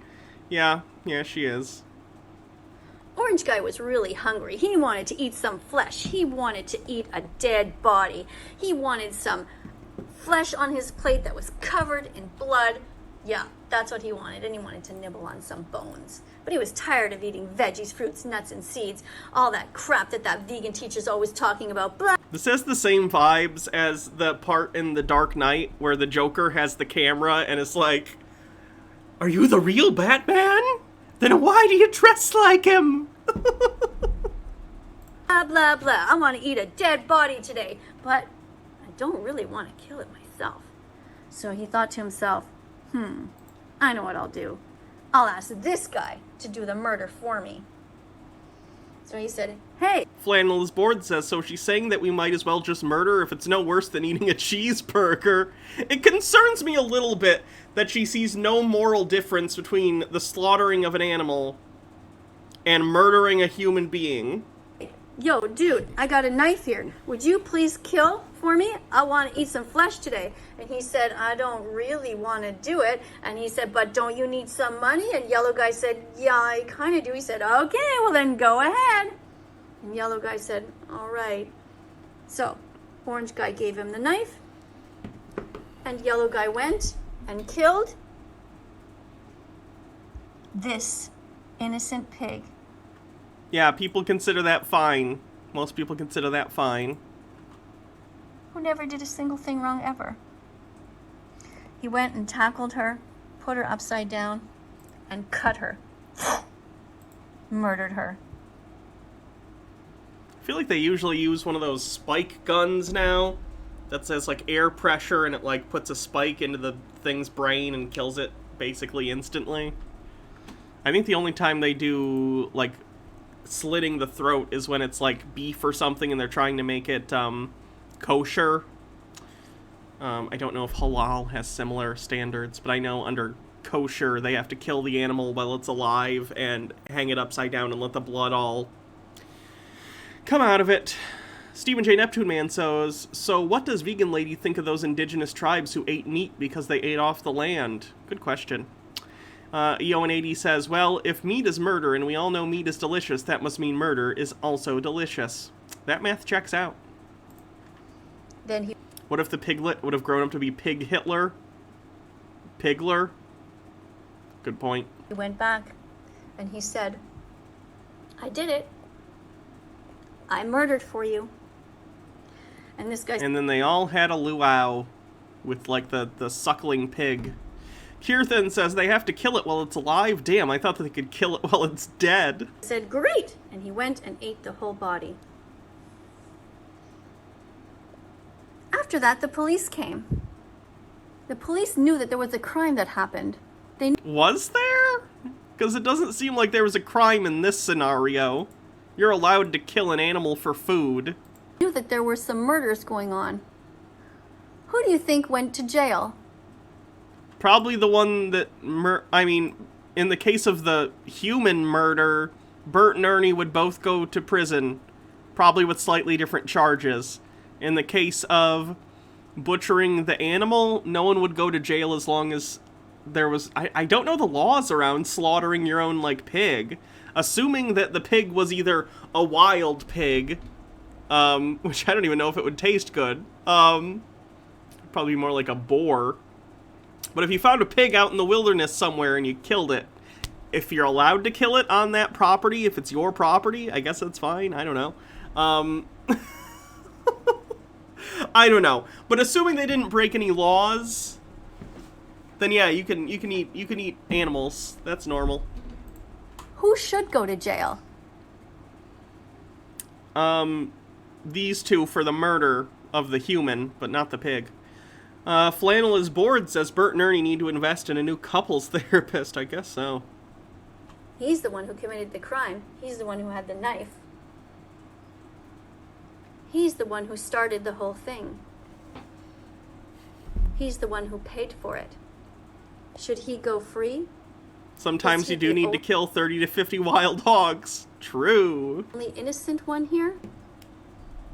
No, of course not.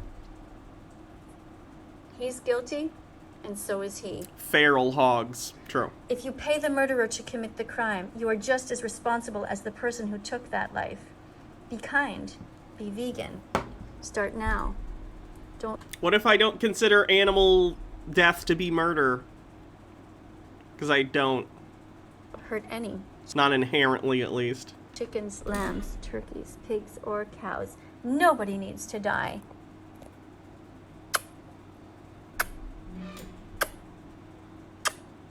Don't be a bad boy. Nobody should murder anybody else. Everybody should be vegan. If you haven't yet subscribed to this channel, go ahead and tap the notification bell too. If you haven't yet watched don'twatch.org, go and watch that documentary. It's only 6 minutes long. You'll understand why we are vegan and why we are so passionate about saving the most innocent among us. Princess Amelia says, I think Bert and Ernie have seen things no puppet should ever have to see. Daddy Sume says, I have the weirdest boner right now. And Mike Beck says, what about animals killing people? Is that murder? Nobody should be hurt. And the Academy of Nutrition and Dietetics has proven that anyone can be vegan regardless of age, race, or color, or anything. You can be vegan if you're a child, if you're an adult, if you're a pregnant mother, if you're a grandparent. Anyone can be vegan. Thank you for watching. Coming up on screen are some other videos. Go ahead and be curious and look at them. But don't forget, I also want you to go to don'twatch.org. Memorize it. Don'twatch.org. Don'twatch.org. Thanks for being here. And I'll see you in the next video. Bye for now. Oh. I don't know how she comes up with the ideas for her videos, but I think she needs to stop. I think she needs to stop. Look at that. This here, Swiss chard? Swiss dead animal.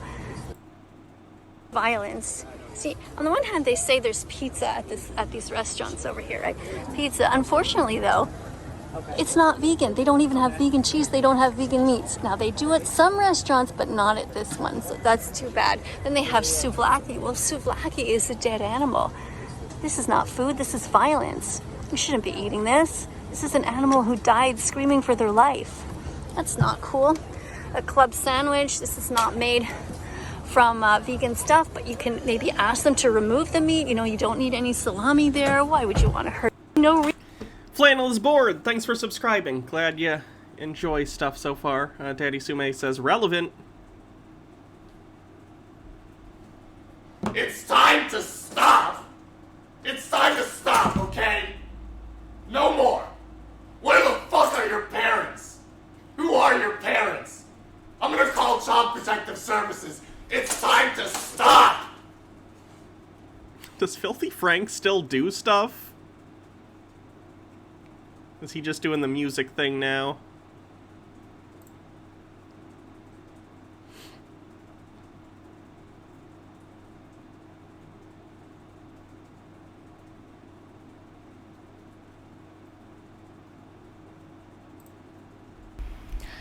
Hello students, welcome to class. Let me ask you this question. Why are so many members of the LGBTQ community vegan phobic, speciesist, carnists, who are cruel. Why is that? You would think that because these people have been through oppression, and because a lot of them, not everyone, says that they are oppressed, that they would be a lot more sensitive and kind. And when you point out to them that, by the way, you know, if you don't want to be oppressed, maybe you shouldn't oppress, you would think that they would say, oh yeah, my heart goes out to you. For sure, I'm going to stop eating the animals. So why is it that this group is not more sensitive than the average person? Well, my theory is that there's no such thing as a community when it comes to the LGBTQ. Wagroad says, does she give no thought to the fact that many animals wouldn't exist if we didn't breed them for meat? I mean, you could make that argument about certain other things that I think make that argument look worse. I'm not going to make those arguments here because they're bad, but I think her opinion would be, regardless of the things we have done that are bad, we need to deal with the results now. Nick says, when have vegans been oppressed? I know, right?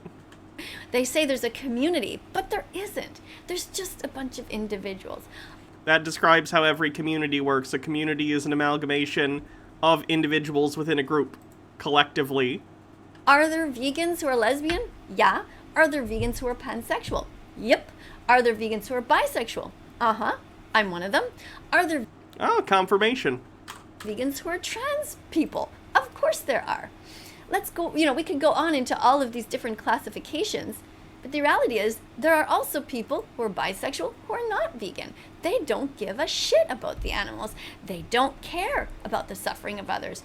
There are some trans people who are pretty cruel. They keep eating dead animals. They're so good, though. Paying people to murder them. They keep contributing to the rape, torture, murder, enslavement of these innocent animals, even when they know what happens. Does that make me transphobic? No. No, you're obnoxious, but I don't think you're transphobic. Nick says, please go into all the different categorizations. That's more constructive than any of your other videos. It doesn't. So, let's get that straight. There is no such thing as a community. She just wants to live in B-stars? I don't get that one. To the LGBTQ. There are only individuals. Good individuals. I could make the same argument about the vegan community. Could literally say the same thing. Individuals and bad individuals. People that realize that abuse is wrong, and people that realize that abuse is there, but they don't care. Morak says, I'm tapping out now. My LGBTQ support group is meeting up soon, and I can't stand this woman. Your choice as to which is why I'm dipping. All right. I hope your group is good. So let's look at this song. This is a song that I composed that was on TikTok. And the reason that it's cut off a little bit here is because when you transpose something from TikTok to Instagram, I'm looking at my Instagram account now, it just cuts off that way. So I know many of you have already peeked ahead at the lyrics because you're doing what I would have done too. But we're going to go over all of the lyrics here in this song. I'm going to first let you listen to it just so you know that there is a melody to it. I know you guys don't like my singing, but that's the way it is. That's what I'm putting out there in the world. Baha asks, am I one of the bad vegans? You're the best vegan. I love you. Mike Max says, sovereign citizen confirmed. And then we're going to go over all of the lyrics, one at a time. And my hope here is that I'm going to convince you that if you're a member of the LGBTQ community, you should be vegan, you should stop being a hypocrite, and you should help us to celebrate Vegan Pride Day and Happy Vegan Declaration Day. And those days are every day. We should be proud that we are not contributing to the suffering of others. So let's listen to the song. EO80 says, I would love to ask more vegans what they think about the fact that billions of farm animals will be disposed of if we have a sudden change to veganism instead of a slow decline, which will still kill as much, but at least they'll be used. Yeah, I don't know. We're coming out of the closet today. We're proud to announce we were born this way. We don't need no conversion therapy. We just need to live. Literally no one, this is a little offensive, literally no one is trying to do conversion therapy on vegans. Holy shit. For ethical vegan lives openly. We're not too happy that our palates were raped when we were young and you shoved death on our plates. If we'd have known the violence this came from, we'd have said no way I'm consenting to that, cause I know right from wrong.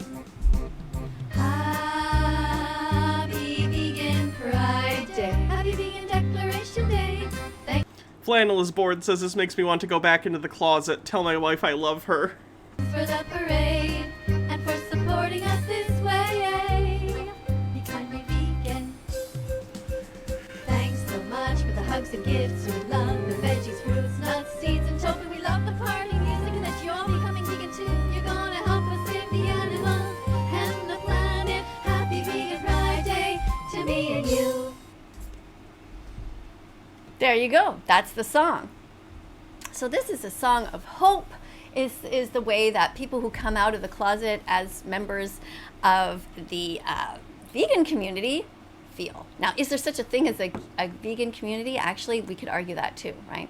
Because there are some vegans who are actually not that nice. Some vegans are racist. Some vegans are homophobic. I mean, I haven't seen too many of them, but the truth is that some vegans, you know, can be cruel, and some of them are just amazing all around. But let's have a look at the lyrics here. Okay, so the reason that I put this thing Born This Way here is because I truly believe that we were actually all born vegan. When we come out of our mother's uterus, we join the world as somebody who drinks her milk, which is vegan, and it's just literally not applicable. Like, you don't have agency to choose what you eat as a baby. You are not a vegan. You are whatever, in a biological sense, you are an omnivore and you're going to eat what you are fed. You are not de facto default vegan. That's not how this works. These little children, these infants, who don't want to hurt animals. Like, when you were little, did you actually enjoy kicking the cat or hurting the dog? No, most of you wanted to be kind to animals. You didn't want your parents to pay somebody to kill a pig, a chicken, or a cow for you. I know. Babies are stupid and don't know how the world works. I don't base my behavior on what a baby would do. Sky Comet Fallen says, you don't care this much about all the animals killed by pesticides to grow your vegetables and all the humans basically enslaved to work these farms and all the animals killed or maimed by farm machinery. Shut the fuck up. Well, I didn't know what was going on when my mom was feeding me, beef and put hamburger meat in the spaghetti sauce and stuff like that. I didn't really clue in. I had no idea about the suffering these animals went through. And if I had been given the choice, do you want this hot dog or would you rather have this other meal where we don't have to hurt these animals? I'm sure most of us would have said, you know what, let's not hurt the animals. Especially if we would have had to see it in front of our own eyes. Imagine that.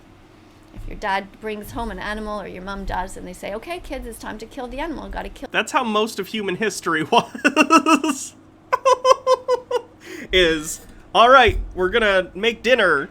Go cut the head off the chicken. Go kill, whatever. That's not uncommon. That's most of human history. The advent of large-scale factory farming is very recent. Kill this baby pig now, 6 months old baby pigs. That's how old they are when we killed them for bacon, sausage, and ham. If you as a child would have had to partake in that and take the knife and stab the animal. They did for most of human history, and it didn't turn us vegan. Wouldn't you have said to your parents, you know what, no, let's just play with the baby pig? Probably not. No, I'm not going to say that. Never mind.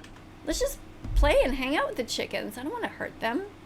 What do you mean we're going to slice this cow's neck? No. Okay, no, I'll say it. Okay. So, would I seek out killing an animal for food? No, it's not my thing. I don't like hunting or whatever. But let's say I was let's just give a hypothetical to explain my feelings on this. Let's say I was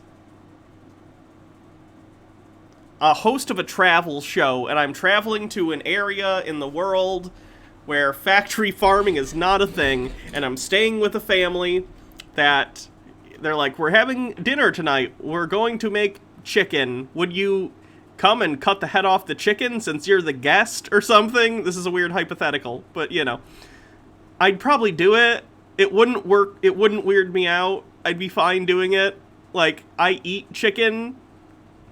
I don't have an issue with that.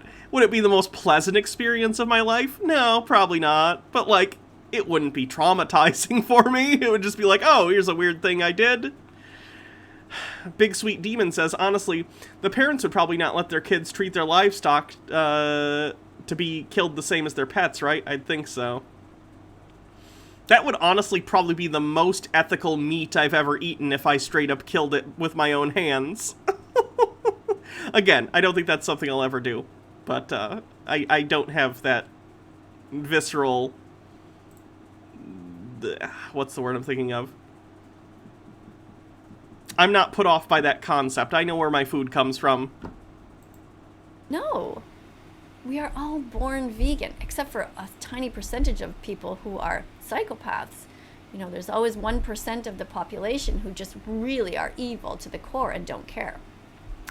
But the rest, the vast majority of people, they do have some sort of a caring heart. So our job is to bring that back to their memory, to remind them that they were born vegan.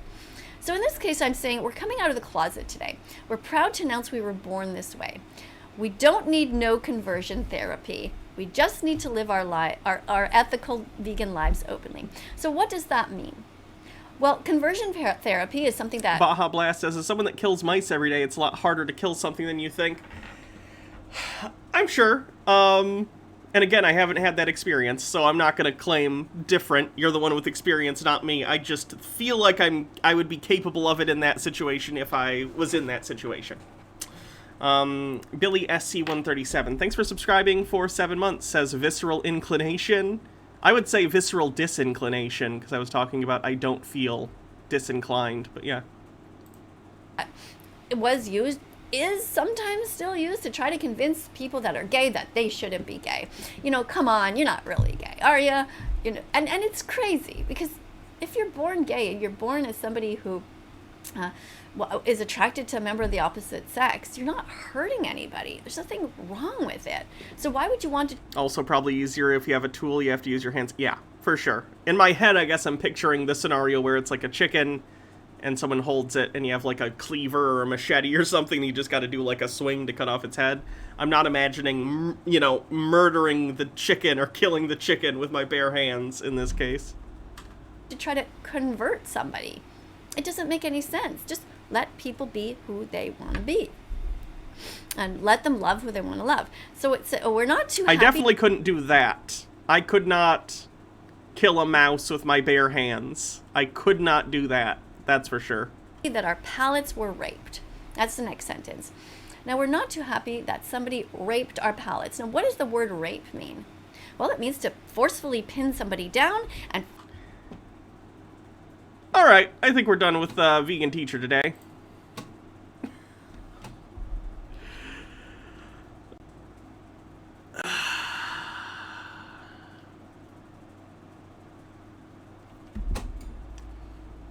I'm going to give myself some kudos for my pause game on that one.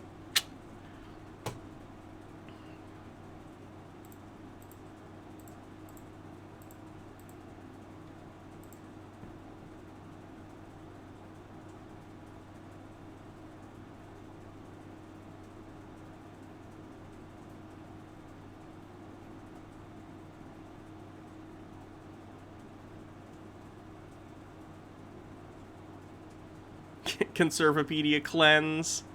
I don't know. Marijuana. Marijuana, also spelled marijuana, and colloquially known as chronic, ganja, joint. No, okay, marijuana isn't called a joint. A joint is a way to consume marijuana, but I wouldn't say, do you got any joint? That's not... Kush, pot, reefer, hash, cannabis, and weed is the name given to the flowering buds of the cannabis genus of plant, divided into the species sativa, indica, and ruderalis. Prepared for human consumption, the main psychoactive ingredient in the marijuana is THC, or delta-9 hydrocannabinol, an organic chemical compound which imitates natural cannabinoids produced in the human body. Because THC is considered harmful, marijuana is generally illegal to possess, cultivate, and sell in most countries, although it is legal in some liberal states. In some extremely liberal jurisdictions, you can even buy it in a vending machine. The horror! Nick says, blaze it. Also, boss Kirthan.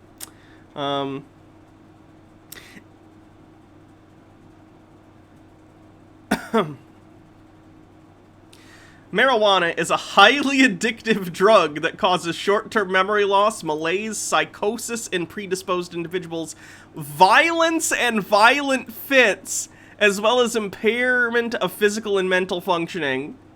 Okay, habit forming, perhaps. Anything that makes you feel good can be habit forming. I'll give you that one. Short-term memory loss, sure, while you're on it. Malaise, psychosis, only if you, like, have schizophrenia or some similar severe thing. Violence and violent fits, not in my experience at all. This is like reefer madness shit. Impairment of physical and mental functioning, yeah, it's a drug. That's kind of why you do it. Daddy Sume with a link. Found something new to say when I leave a room. Stay fresh, cheese bags. I am a cheese bag.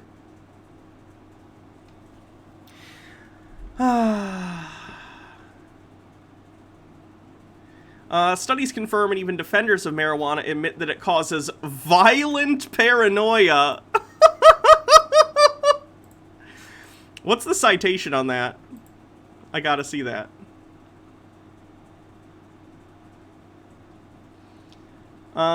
Smoking marijuana makes you violent. Paranoia, a natural thought process that all humans will experience at one time or another, is often experienced by heavy smokers more often than non-smokers. Okay, are you gonna actually link to... There we go. Listwand.com. 7 reasons why you should run away from marijuana. Oh, this site is almost assuredly trustworthy.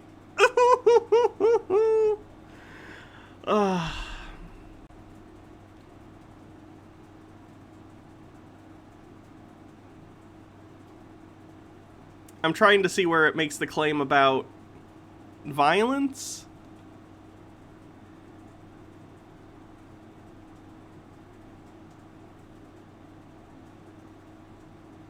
Control F. Paranoia. Okay. Paranoia, a natural thought process. This is literally just what was quoted on Conservapedia. That all humans will experience, is often experienced by heavy smokers more than non-smokers. This is because we contain substances that directly affect the area of the brain that regulates the fight or flight response. Excessive suspicion of others, feeling of anxiety and fear, extreme thoughts of delusion, violence and irrationality, etc. are among the things paranoia is responsible for. This doesn't make any citations. So this is just them quoting some random article from a site I've never heard of. Now, don't get me wrong.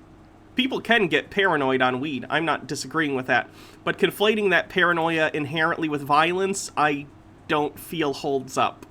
If someone gets paranoid on marijuana, they're usually just very uncomfortable. They're not violent, typically. Unless they're dealing with some, like, co-issue of, like, paranoid schizophrenia or something along those lines. Sam Sada says, you know who's also obsessed with the war on weed? Dr. Phil. He's still on the kick the weed leads to heavier drug use. Jesus. Marijuana use may contribute to a rise in brain tumors. If you smoke it, it wouldn't surprise me. That, alcohol, basically any drug can lead to, and does lead to, increased risk of cancers. Daddy Sume says, and then there's Peter. Yeah. While some pretend that cannabis has medical benefits, see medical marijuana, many scientists debunk that fiction and observe that there are numerous federally approved medicines for the diseases that medicinal marijuana has been used to treat. Marijuana consumption impairs one's abilities to drive, therefore creating enormous hazards on the road. Again, that's usually why people use CBD in those cases for, like, anti-inflammatory or pain or whatever. You heard a story yesterday that someone had a panic attack after edibles when they watched the Sonic movie because, quote, he's just too fast. Yeah.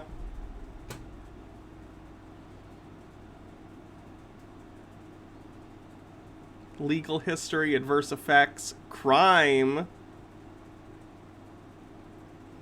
The liberal media typically downplays or completely ignores the role of marijuana in mass killings, horrific accidents, and other types of harm to innocent people victimized by the use of the drug. For example, authorities conceal from the public how much marijuana was in the system of a college weed dealer, Dzhokhar Tsarnaev, I can't pronounce that, I'm sorry, when he went on a killing rampage. Rolling Stone magazine, which has often featured musicians who abuse drugs, put Dzhokhar Tsarnaev on its July 13th, 2013 cover. The magazine article describes him as a dedicated pot smoker and local dealer who always had big Tupperware containers of weed in his fridge. That doesn't mean the weed is the reason he did a crime. Kirthan says, I've definitely had too much weed before and needed to lay down. It made me uncomfortable, not violent. I don't think I could have been violent even if I wanted to. Yeah. Dzhokhar Tsarnaev. Dzhokhar Tsarnaev. Okay.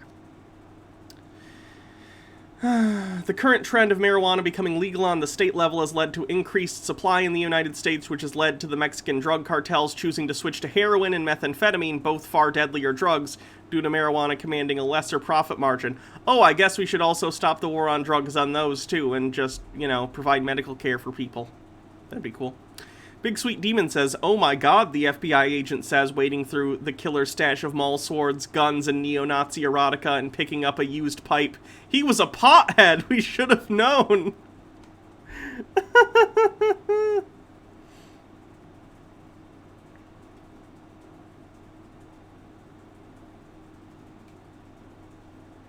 Atheism, marijuana, and amotivational syndrome. Oh, good lord. Atheism and amotivational syndrome. Amotivational syndrome is a term that refers to a lack of desire to complete tasks, a sense of apathy about the future, poor concentration, and decreased interest in social or other activities. That just sounds like depression. Magic Lad says, Conservapedia is citing medicine? That seems strange. What's their page on COVID or vaccinations say?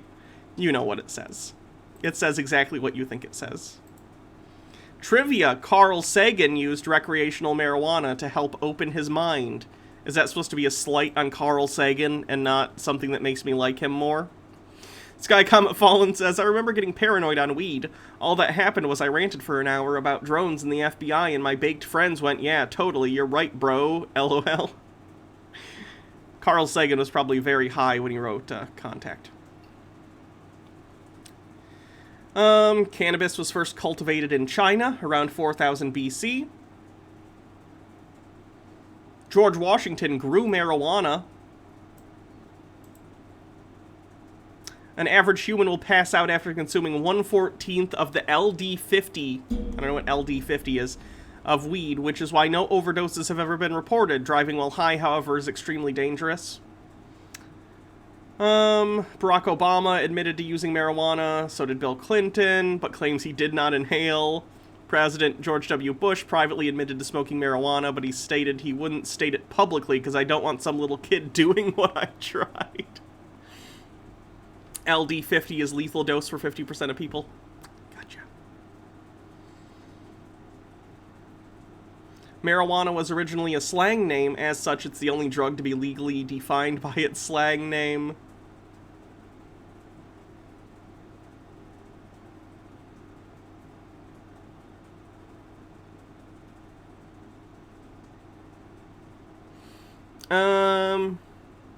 LD50 is Mudvayne's best album. I don't even know who that is. Hype Train. Wow.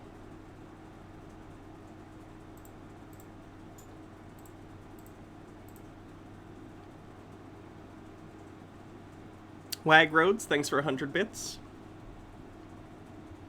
Do do do do do do do do do do do.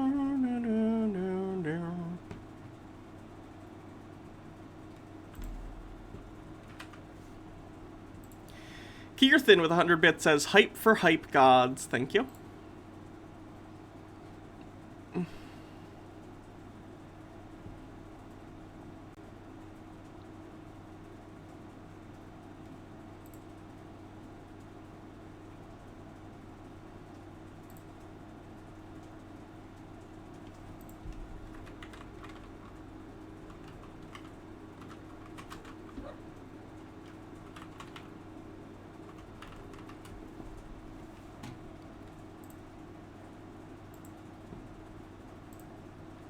The Bible talks about a worldwide flood, of a worldwide flood, of a worldwide flood. If there really was a worldwide flood, what would the evidence be? Billions of dead things buried in rock layers laid down by water all over the earth. Billions of dead things buried in rock layers laid down by water. No, Buddy. This is Buddy Davis. Jake and I have covered some of his other stuff before. All over the earth. Well, there really was a worldwide flood. Just look at the stony curse. With billions of dead things buried in rock Is there a layers. bug, Cassie? Are you hunting the bug? Good luck. It's on the ceiling. Water all over the earth. Wagroads and Chicken Side-Eye, thanks for gifting subs. Amsada says, while we're on the drug thing, can we get your take, Hannah? How do you feel about legalizing more intense drugs like cocaine or mushrooms? I don't think anyone made an argument for heroin yet. I think drug issues need to be a medical issue. I'm not necessarily... How do I put this? I guess I don't know enough to say whether or not it should be legal for, like, a company or someone to sell cocaine to people. But I don't think it should be criminalized in the sense that if you get caught with possession of marijuana or cocaine or mushrooms or even heroin, I don't think taking you to jail or having you pay a fine is solving any sort of issue. Even with something like heroin, sending you to jail isn't going to help. Providing support and medical intervention, I think, would be a better outcome and better use of our time and money. Narandia Owl, thanks for subscribing for 2 months. May I pet your doggo? Thanks for 12 months. Happy anniversary, says Hype. Bardlock Moses says, Aaron Rod is a great series about how the flood didn't happen. Big Sweet Demon says, biddies for Hype. Read once that the asteroid that took out the dinos was so fast and big that it apparently pushed the ocean onto the land and essentially would have ended the world instantly. Was an interesting read. Gotta go find it again.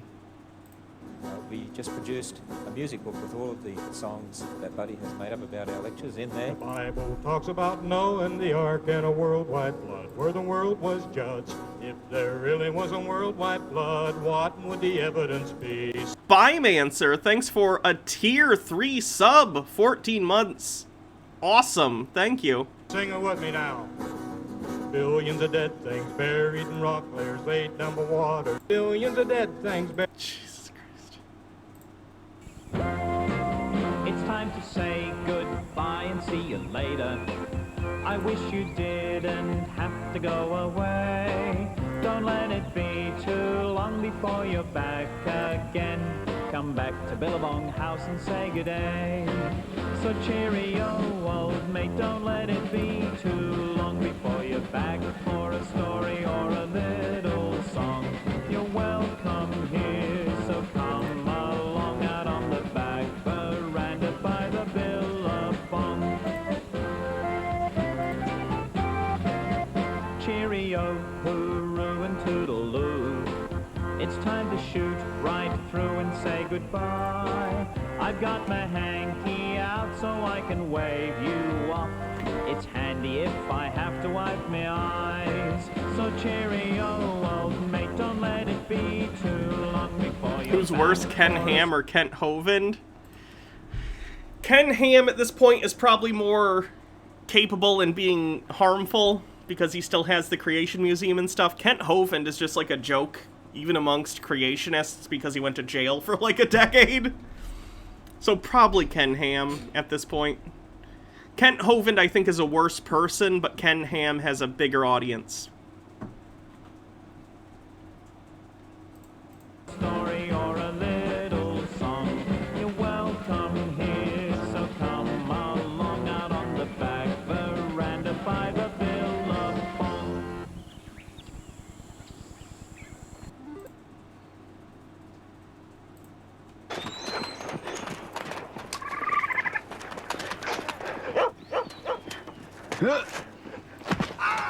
Buddy! I need your help.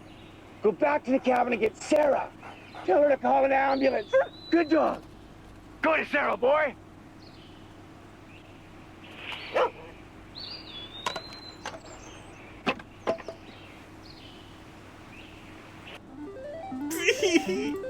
Profane Priestess says, when violent floods happen, they scar the earth. If the biblical flood really happened, there would be horrific scars everywhere. You can't scour the earth like that without leaving a shit ton of evidence. They claim that the Grand Canyon was carved out by the flood. They're wrong, but I'm just letting you know.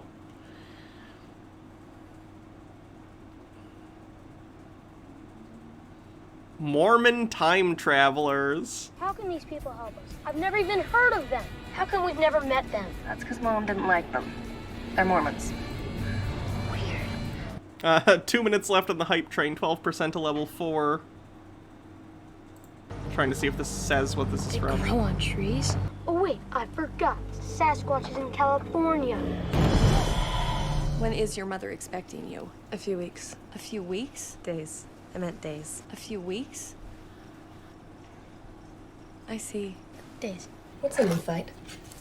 A descendant of Nephi. They're a tribe who once lived in ancient America. Why haven't I ever heard of these tribes? 1888. First one they ever broke down into chapters and verses. You're welcome to read it. Oh no, it's a Book of Mormon! And after the Messiah shall come, there shall be signs given unto my people of his birth, and also of his death and resurrection. All my Yu-Gi-Oh, all my Pokemon. You won them all.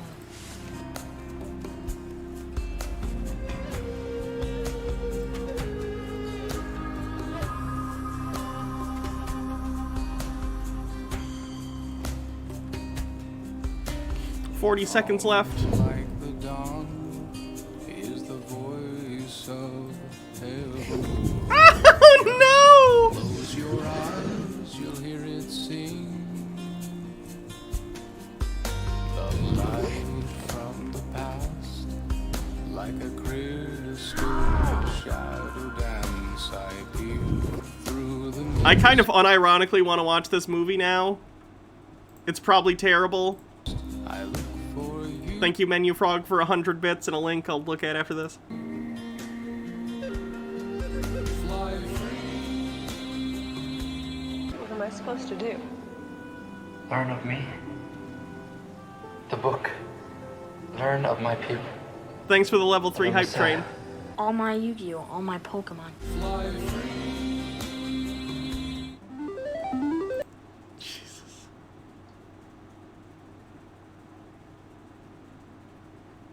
Oh, I think I've seen this. Everyone gets Take pissed your off. time if you don't mind. All right, I'm not here to offend Is anyone. this in Sydney? Yeah, Sydney. I'm here to give you hope. My name is Philip Blair. I'm from the United States. I want to talk to you about where you're going in life, right? No We're one all wants to hear rushing you through preach life, on a the train, we're all subway going or the somewhere. train or I wanna bus ask or you, whatever what is this the purpose is. of your life? Are you living to work and working to live? I know what it's like to strive on the corporate ladder, okay? But I have left everything and I've been to over 28 countries in the last 2 years to share the gospel of Jesus Christ. And I'm not trying to talk to you about religion. I'm here to talk to you so that you might have hope for tomorrow and every day that follows. Because many of you Don't subways have anti-soliciting rules? He's an American. Rules do not apply to him. are hurting and you're going to the wrong places. We care. I love you. Repent while before it's too late. There's power in the name of Jesus to change your life. I care about you. That's why I'm telling you the truth. Have I seen one of these where the guy preaches on a subway and the orange is the new black star? Starts quoting it back to him to get him to shut up, and then he started calling her the D-slur? No, I haven't seen that. There's only one name under heaven given. Oh, thank God. We're gonna one day stand before God. We're gonna account for everything we've done. Mate, that's fine. No, That's when all you good. die, you're not gonna cease to exist. It's not an opinion, it's the truth. It's not about religion. This just goes on for 6 minutes. It's so cringe. I literally can't sit through the whole thing of this. It hurts me. It's about a relationship. It's like the episode of The Office that I always... There are 2 episodes of The Office I always skip because I can't deal with how cringe they are. The one where they try to start a union and the boss basically immediately crushes them in a very realistic way and crushes their unionizing. And 2 is Scott's Tots. Those are the 2 episodes I can't deal. Can't do it. With the creator of heaven and earth. He created you and yet you rebel against him. You run because the pleasures of this life and the taste of sin is too great. All he wants you to do is love him. He doesn't want you... This guy on the bottom right is like, come on, dude. I just want to read my fucking book. Story? Sure. Is it tactic? Yeah, sure. I'm not trying to inflict mine on you, so just shut up, please. Well, and you wonder why the world is the way that it is. I wonder why you won't pay any attention to the people who are asking you to keep your opinion to yourself. Because I care about your soul. One day you're gonna die and Man, you're gonna stand you're not before listening. God. It's great that you care, I love but you. I don't want you to tell me this shit, okay? I don't care if you love me. I don't know you. I know. One here, mate. Who's the one who won't shut up with their opinions? How selfish is that? You're cheering, but it's crazy. You're the right, selfish right one is because you wrong. won't shut up. Right. I'm the selfish one. Yes. Can you not see that? You're No. forcing your opinion on everyone in this train. Right. We are asking you to shut the fuck up. And do you? No. How selfish is that? Your behavior is behavior. It's aggressive. And one day we shall know the truth. Well, I'd like to give my testimony.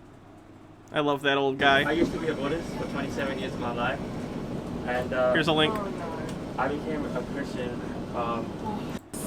I'm not saying you, I'm saying this is... Fucking ridiculous. Alright, let's find someone to raid.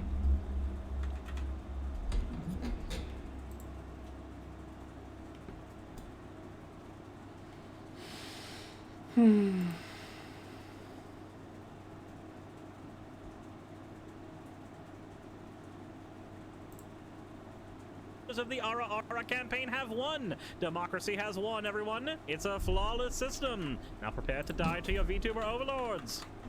That is so perfectly clipped. Oh my god. I don't think Vosh needs a raid. I think he has enough. I think I first saw you on a Logic video. I mean, I did do stuff with Logic before. I'd like to do stuff with Logic again, honestly, but I don't know if that's Oh, it didn't work. Huh. Weird. Let me try that again. Yeah, did Vosh do something that I'm supposed to, like, not like him for? I genuinely don't know at this point. Oh, the raid command isn't working. That's weird. Sunset It City says it is, really but it's came in not. clutch when some of my favorite shows went on break for a couple weeks. Hey, I'm perfectly fine with that. Consider career high water points. So screw it. I can't get the. Maybe if I try a different person, it'll work. Lynn get independent representation. If not, I'll just do Surus, but I'll do it the long way. Surprise me at all to see it happen soon. Okay, it's just not working for some reason. Give me a sec. Probably getting close to that point where it's not waivable anymore. I got to do it the long way in the dashboard.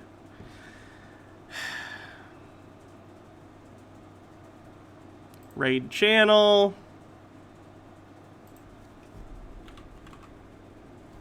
Surus. Okay, yeah, it's just not working. The raid command is not working for some reason right now. That's annoying. That's, like, super annoying.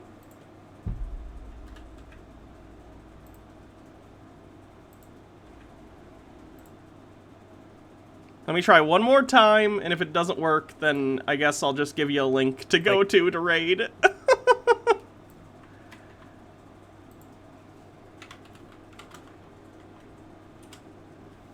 Yeah, it's just not gonna work. Well, here's the link to Surus's stream. Go check out Surus.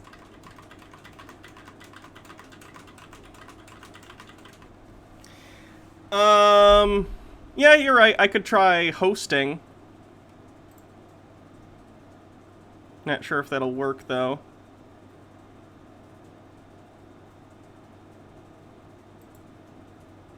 Yeah, I don't think I can do it while I'm live. So just go to Surus. Alright. Have a good night, everyone. I'll see you guys. I don't know what my plans are for tomorrow. I'm supposed to be going to look at a house with Baja, so I don't know if I'll be able to stream, depending on what time we decide to go do the house thing, and how much time I have before, after, or whatever. But, you know, I'll tweet about it if I'm gonna stream. Either way, I'll be here Friday, because I don't have electrolysis this Friday. She's out of town visiting her son, I believe. So yeah, have a good night, everyone. Bye-bye.